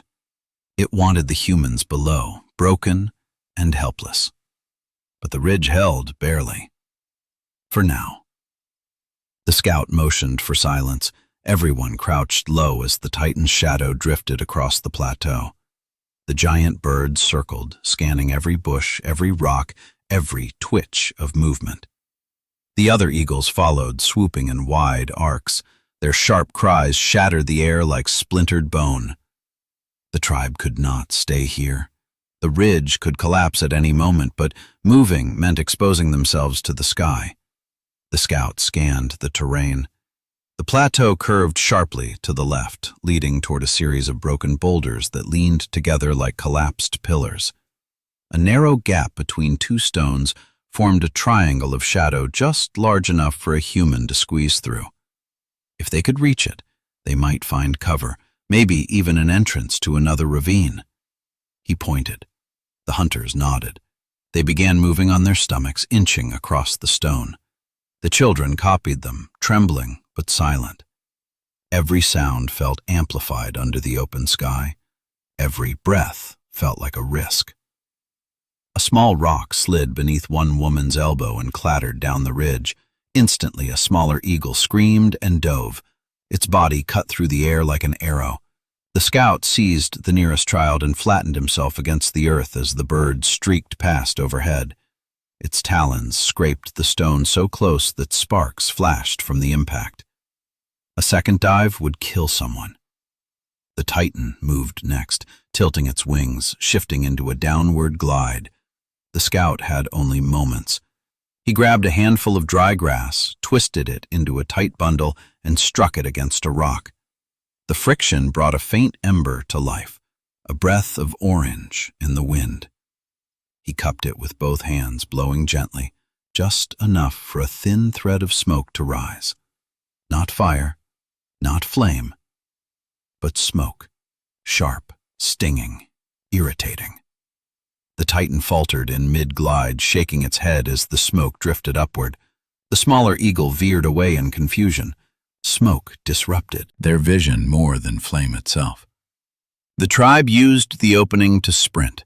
They ran low, bent double, feet slipping on unstable stone. The ridge trembled beneath them. A deep cracking sound rolled through the plateau, warning them the entire structure was losing strength. The scout ushered everyone into the wedge-shaped gap between the leaning boulders. They squeezed through one by one, scraping shoulders and hips against jagged stone. Inside was a narrow pocket of space, just tall enough to crouch, just deep enough to hide. Darkness swallowed them, breathless, huddled, silent. Outside, the Titan landed heavily on the ridge.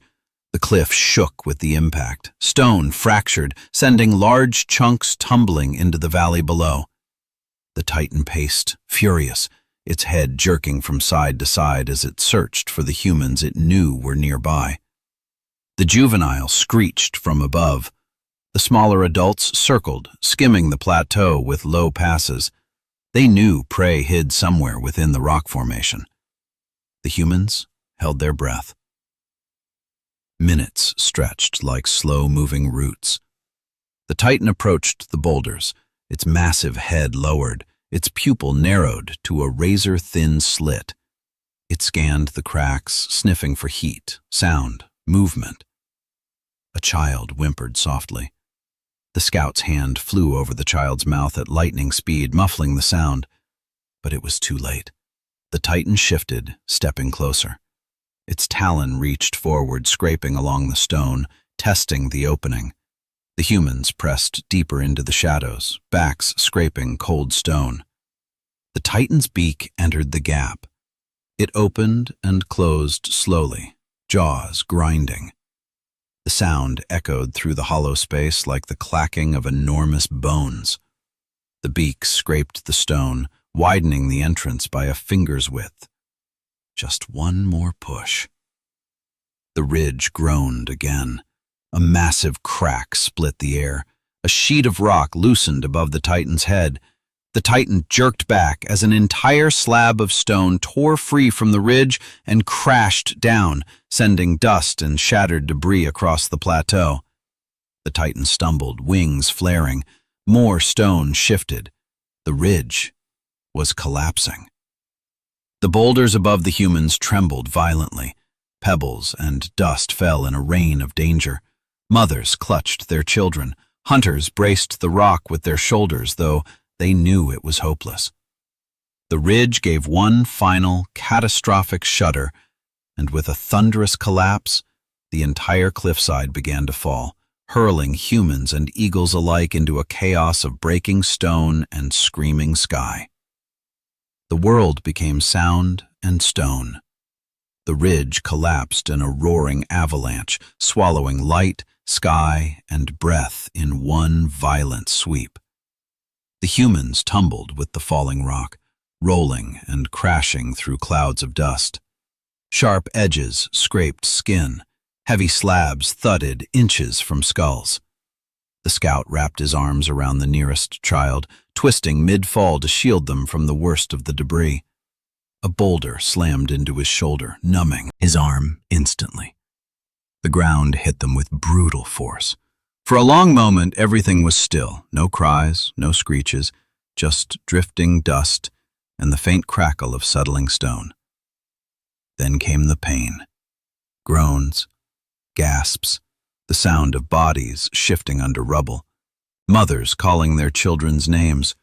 Hunters coughing, clawing through dust, searching for anyone buried too deep.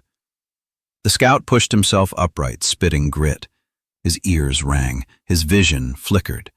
The child beside him sobbed quietly. The sound was the most relieving thing he had ever heard. He looked around. The collapse had hurled them into a sloped basin at the bottom of the ridge.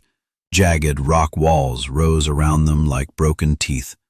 The sky was a narrow stripe overhead, too narrow for eagles to dive cleanly, but not narrow enough to guarantee safety. Where were the predators? A wing twitched on a ledge above. One of the smaller eagles lay half-crushed beneath fallen stones, its body jerking weakly. Feathers and blood stained the rocks around it. Further up, the juvenile struggled to free a trapped wing, screeching in pain and rage. But the Titan, where was it? The deep, guttural exhale answered him. The Titan eagle had survived. It emerged slowly from a cloud of dust, shaking debris from its feathers. Though bruised and cut, it stood taller than ever, a dark silhouette against the fractured ridge. It was furious, wounded, and unpredictable, a wild engine of instinct and power. The humans scrambled backward, tripping over uneven stones. Children were pulled close. Hunters braced themselves with jagged spear shafts. Some didn't even have full weapons anymore, only broken tips and sharpened stones. The Titan took a heavy step forward. The rock beneath it cracked again. It steadied itself with outstretched wings, using them like pillars against the cliff walls. Its gaze swept the basin, locking instantly onto the humans. This time, its intent was simple. No testing, no warning, no circling. Kill. The scout grabbed a fistful of crushed grass, struck flint quickly, and forced a spark to catch. He lifted a tiny flame that barely clung to life. Another hunter cupped his hands around it, feeding dry bark and strips of their own shredded clothing. Smoke rose, a thin line, weak but sharp. The Titan recoiled a fraction, nostrils flaring. The smoke irritated it, but the flame was too small to frighten a creature of its size and dominance. They needed more. "Branches," the scout whispered urgently. There were none, only stone, broken stone, splintered stone. No wood, no fuel, no real fire. The tribe backed into a pocket between boulders. The space was narrow but deep, a temporary refuge. The Titan lunged forward, thrusting its head into the gap. Its beak snapped inches from the scout's face. The humans pushed deeper. The Titan withdrew and struck again, beak first, then talon. Sparks burst where claw struck stone. The entire boulder shook. A woman screamed when a talon nearly hooked her leg. They couldn't stay here, but leaving meant stepping into open ground. The scout's eyes darted across the basin. There, a crack along the far wall. Vertical, dark, narrow. Possibly a fissure leading into deeper rock. A cave? A tunnel? An escape route? Or a trap? No time to think. He signaled. The hunters understood. They formed a loose shield around the children and wounded. The next time the Titan withdrew its head to strike again, the humans bolted, sprinting across the basin. The Titan reacted instantly. It spread its wings in a violent burst. Dust exploded. Wind hammered the humans' backs. Pebbles became stinging projectiles. One hunter fell, grabbing his knee. Another hauled him to his feet without slowing. The Titan moved faster than stone could fall. It leapt from its ledge, landing in the basin with an impact that shook the humans off their feet. The children tumbled. Adults scrambled. The fissure was only a few steps away, but the Titan was closing. Its talon rose, ready to crush. The scout turned, heart slamming, and hurled the only weapon he had left, a broken spear tip. It struck the Titan's wounded shoulder, a shallow hit, barely a cut, but enough. The Titan hesitated, just a heartbeat, just long enough for the humans to dive into the fissure, slipping into the narrow darkness. The Titan lunged after them, its beak jammed against the rock. Stone cracked, dust showered, but the fissure was too small. The humans squeezed deeper, panting, coughing, trembling, but alive. Behind them, the Titan ripped at the rock, widening the entrance inch by inch with each furious strike. It would not give up. Not this time. Not after losing one of its own. And as the humans pressed into the deeper darkness of the narrow stone throat, they realized the fissure was not a cave at all, but the mouth of a labyrinth of ancient tunnels, and something far older than eagles had once ruled these depths. The fissure swallowed them into a darkness unlike anything they had ever known. The air was cold, unmoving, heavy with the scent of ancient dust. The walls pressed tight on both sides, scraping shoulders and hips as the tribe slid deeper into the stone throat. Behind them, the Titan eagle hammered against the entrance, sending tremors through the tunnel like distant thunder trapped in rock. Every blow reminded them the monster was still out there, waiting, ripping, widening the exit one strike at a time. The adults pushed the children forward, whispering soft commands despite their own shaking voices. The space was so narrow they could only move in a single line, inch by inch. After several meters, the passage suddenly opened into a low chamber. A faint, ghostly light seeped through cracks in the ceiling, enough to reveal the outlines of bodies moving, arms reaching out, faces smeared with dust. The tribe gathered, huddling together, gasping for air. Dust drifted down like pale snow. The scout leaned against the wall, catching his breath. The chamber was natural, formed by centuries of water carving pathways through limestone. Jagged stalactites hung overhead like stone fangs. Pools of still water reflected dim light in trembling patterns on the ceiling. The air felt ancient, untouched by predators, yet it carried a strange energy, a sense of hidden danger. One of the hunters pointed toward the chamber's far end. Another tunnel yawned there, wider than the first but descending sharply. Darkness pooled inside it.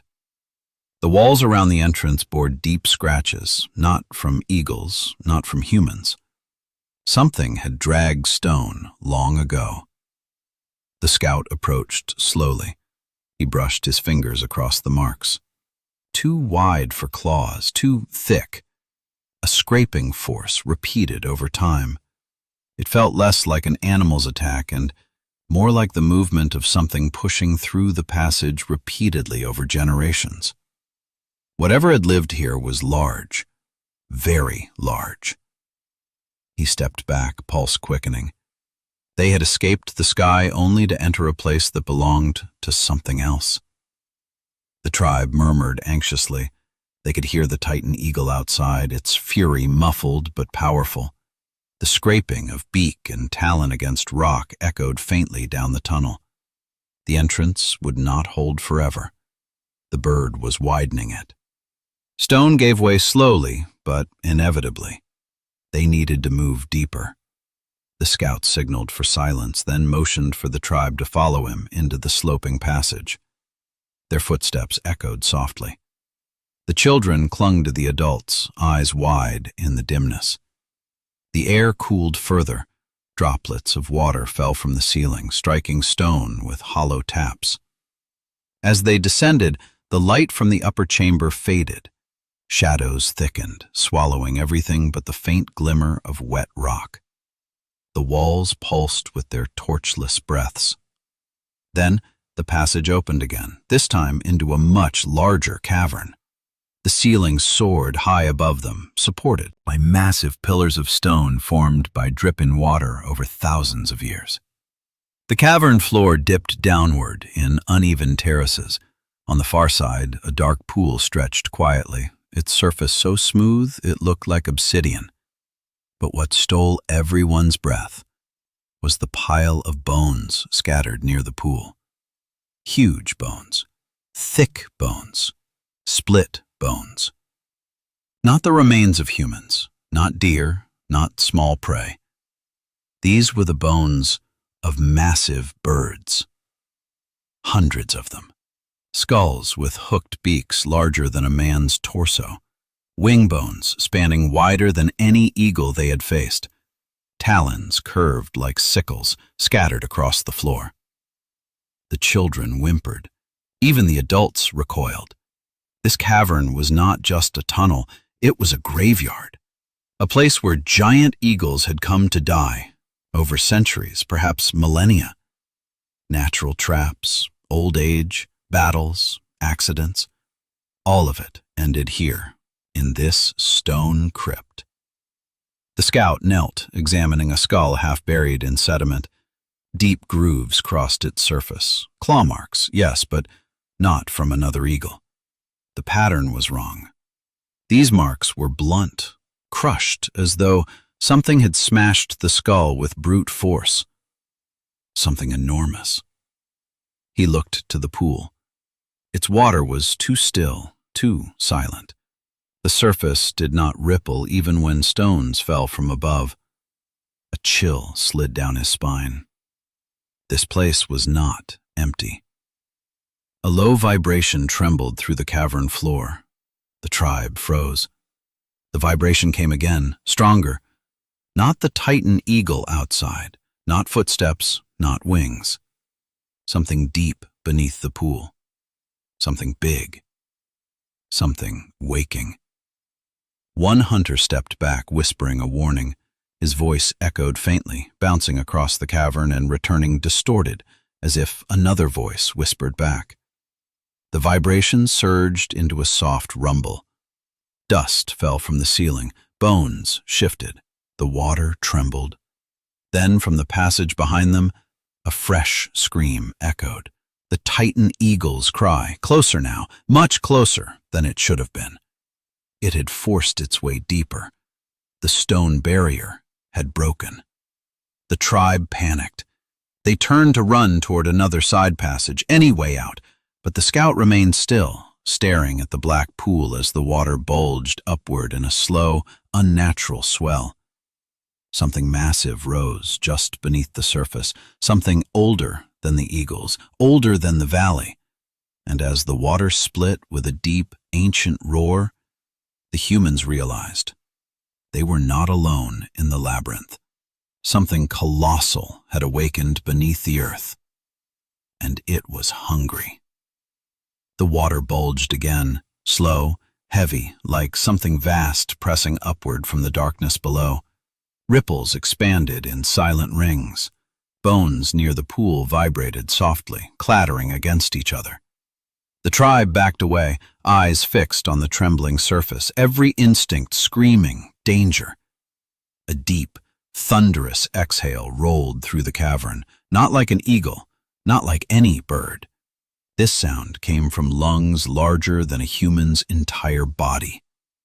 The scout spread his arms instinctively, pushing the tribe back toward the far wall. The children clung to the adults' clothing, trembling violently. Even the bravest hunters shook. This was no predator they had ever known, no creature from the plains or cliffs. The surface of the pool split. A massive shape surged upward. Water exploded outward in a dark spray, soaking the cavern floor. A towering creature rose from the depths, its head long, reptilian, armored with ridged plates. Its jaws were broad, lined with thick, crushing teeth instead of sharp ones. Pale eyes, blind or near blind from centuries in darkness, flickered in the dim light. A cavern beast, a survivor of an ancient world.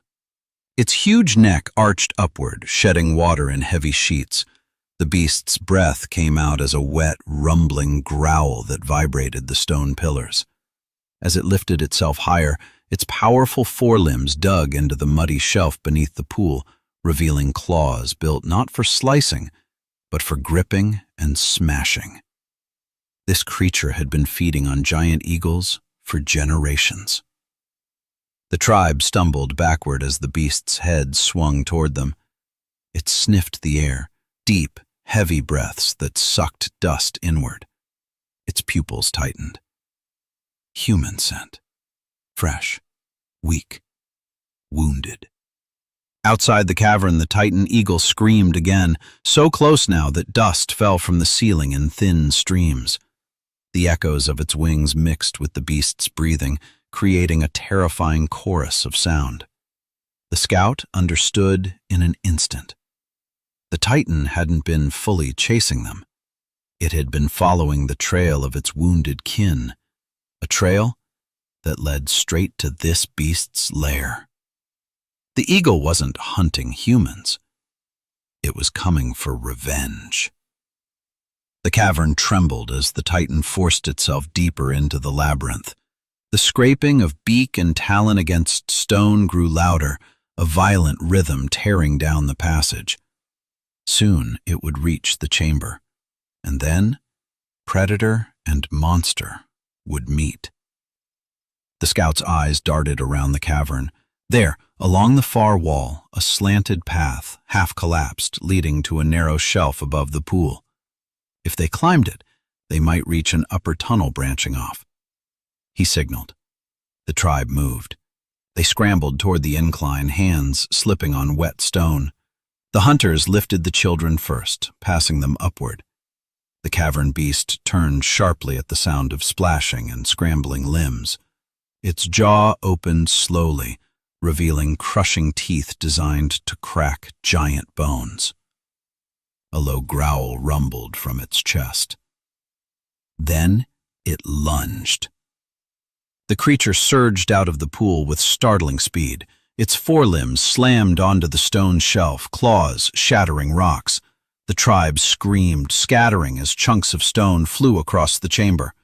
One hunter was thrown off his feet by the shockwave and nearly tumbled into the pool before another grabbed his wrist and hauled him back. The beast's head swung toward the humans climbing the incline.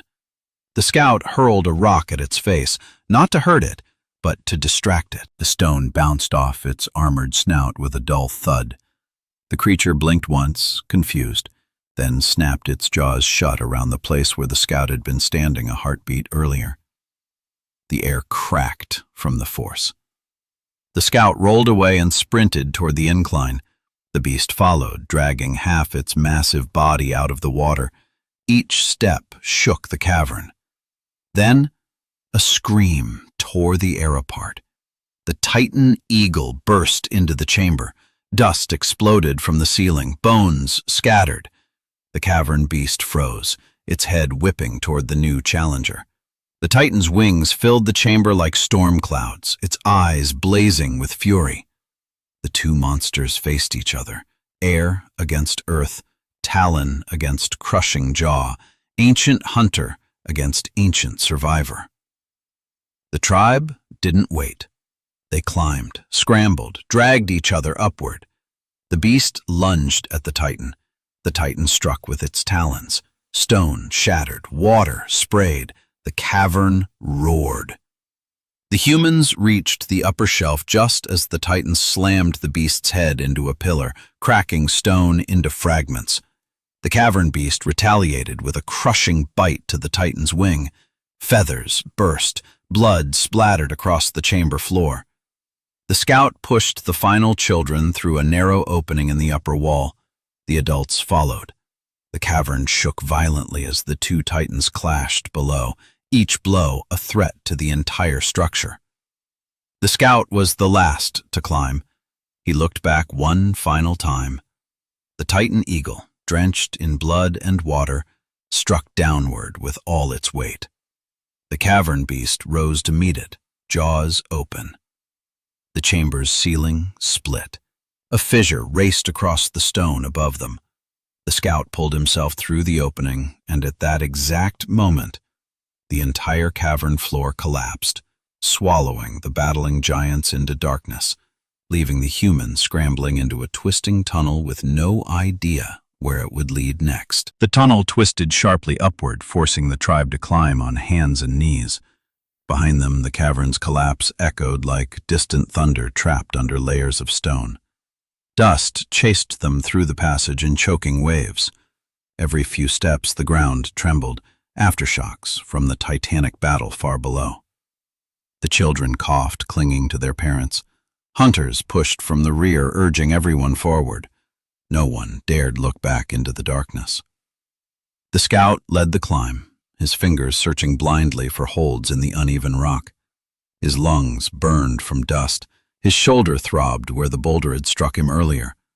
But he pushed on, driven by the knowledge that the only thing worse than climbing into the unknown was staying where the beasts fought. The tunnel narrowed again, squeezing them into a tight vertical shaft. Roots dangled from above.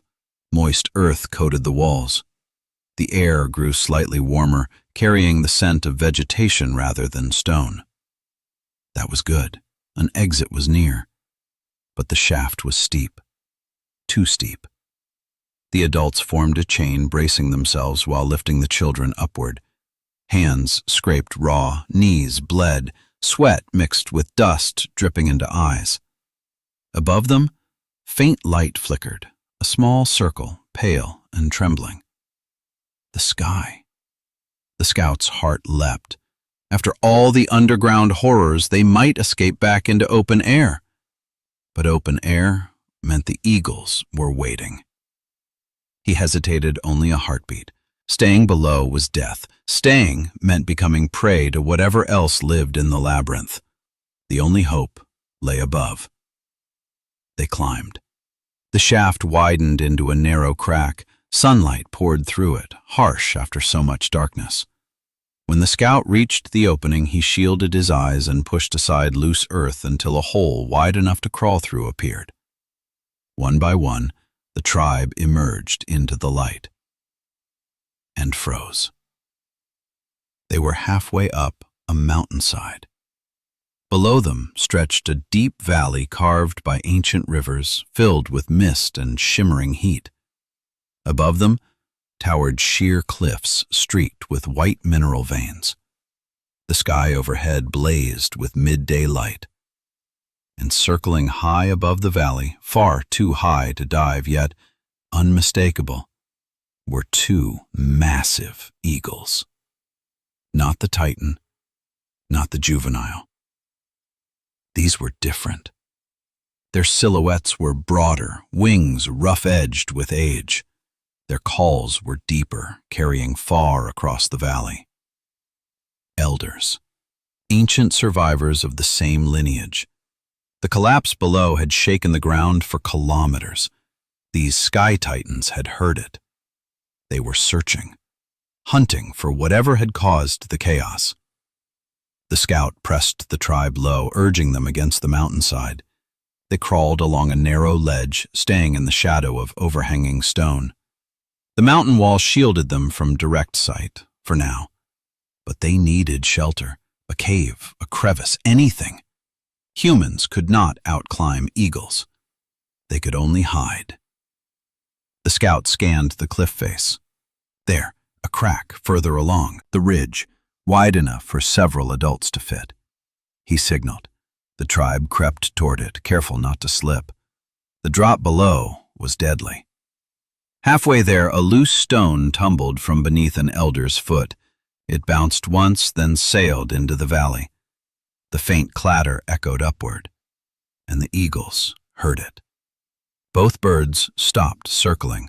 Both shadows froze. Both heads turned. Then, wings folded, bodies tightened. Dive positions. The scout hissed for everyone to run. They sprinted along the ledge, rocks sliding underfoot. The crack in the cliff opened ahead, dark and narrow. The scouts shoved children inside. Adults followed. The first eagle dove. A torrent of wind blasted the ridge.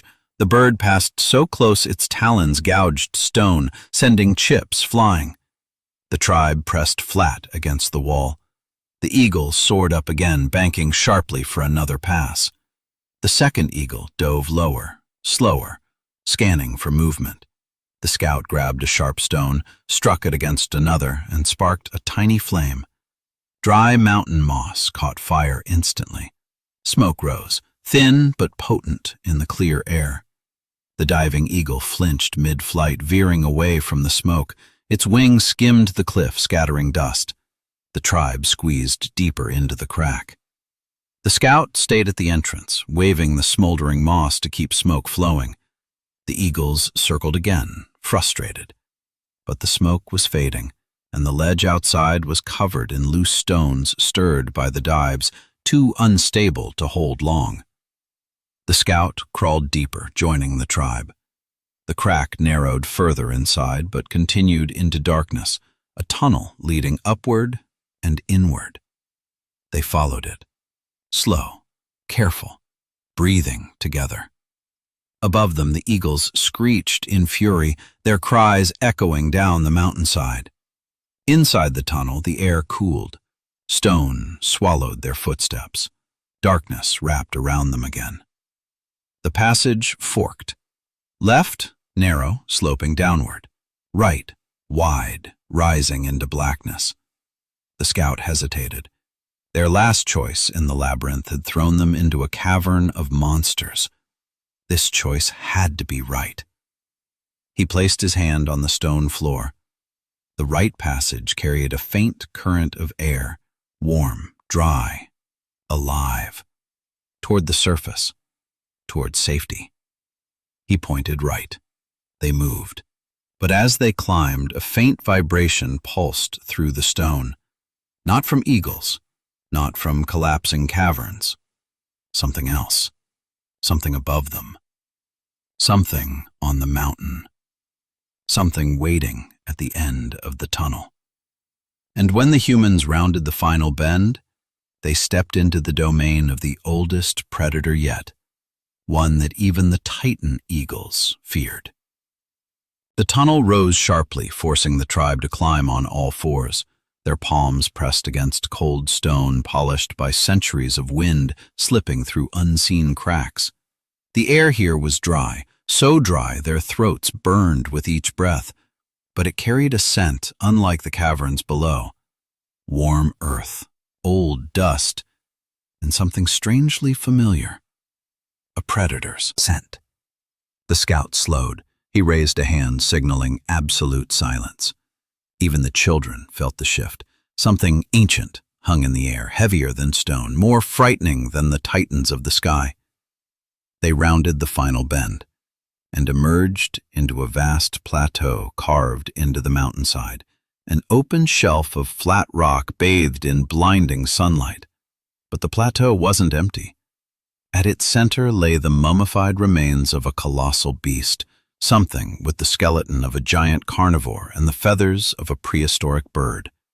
Its skull was larger than any eagle's, with jaws that fused the traits of reptile and bird. One wing bone lay shattered beneath its weight, as if it had crash-landed here long ago. The tribe stopped in awe and dread. The creature had been dead for generations, maybe thousands of years, but its presence lingered. This mountaintop plateau was its throne, its final resting place, and the predators of the valley still feared it. Even in death, its scent remained etched into the stone. A sanctuary.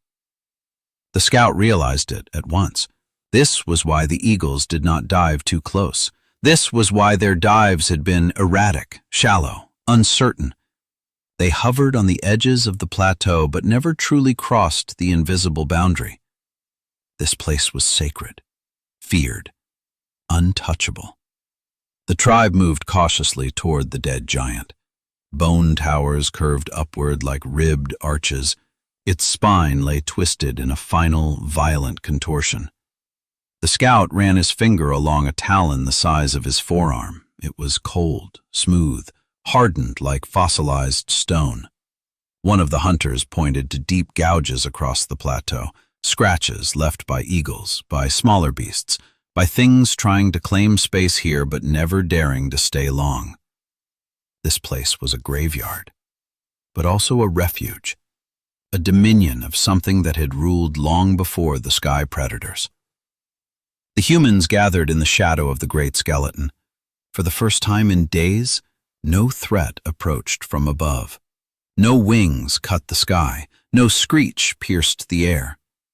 A moment of quiet, a moment of breathing, a moment of survival.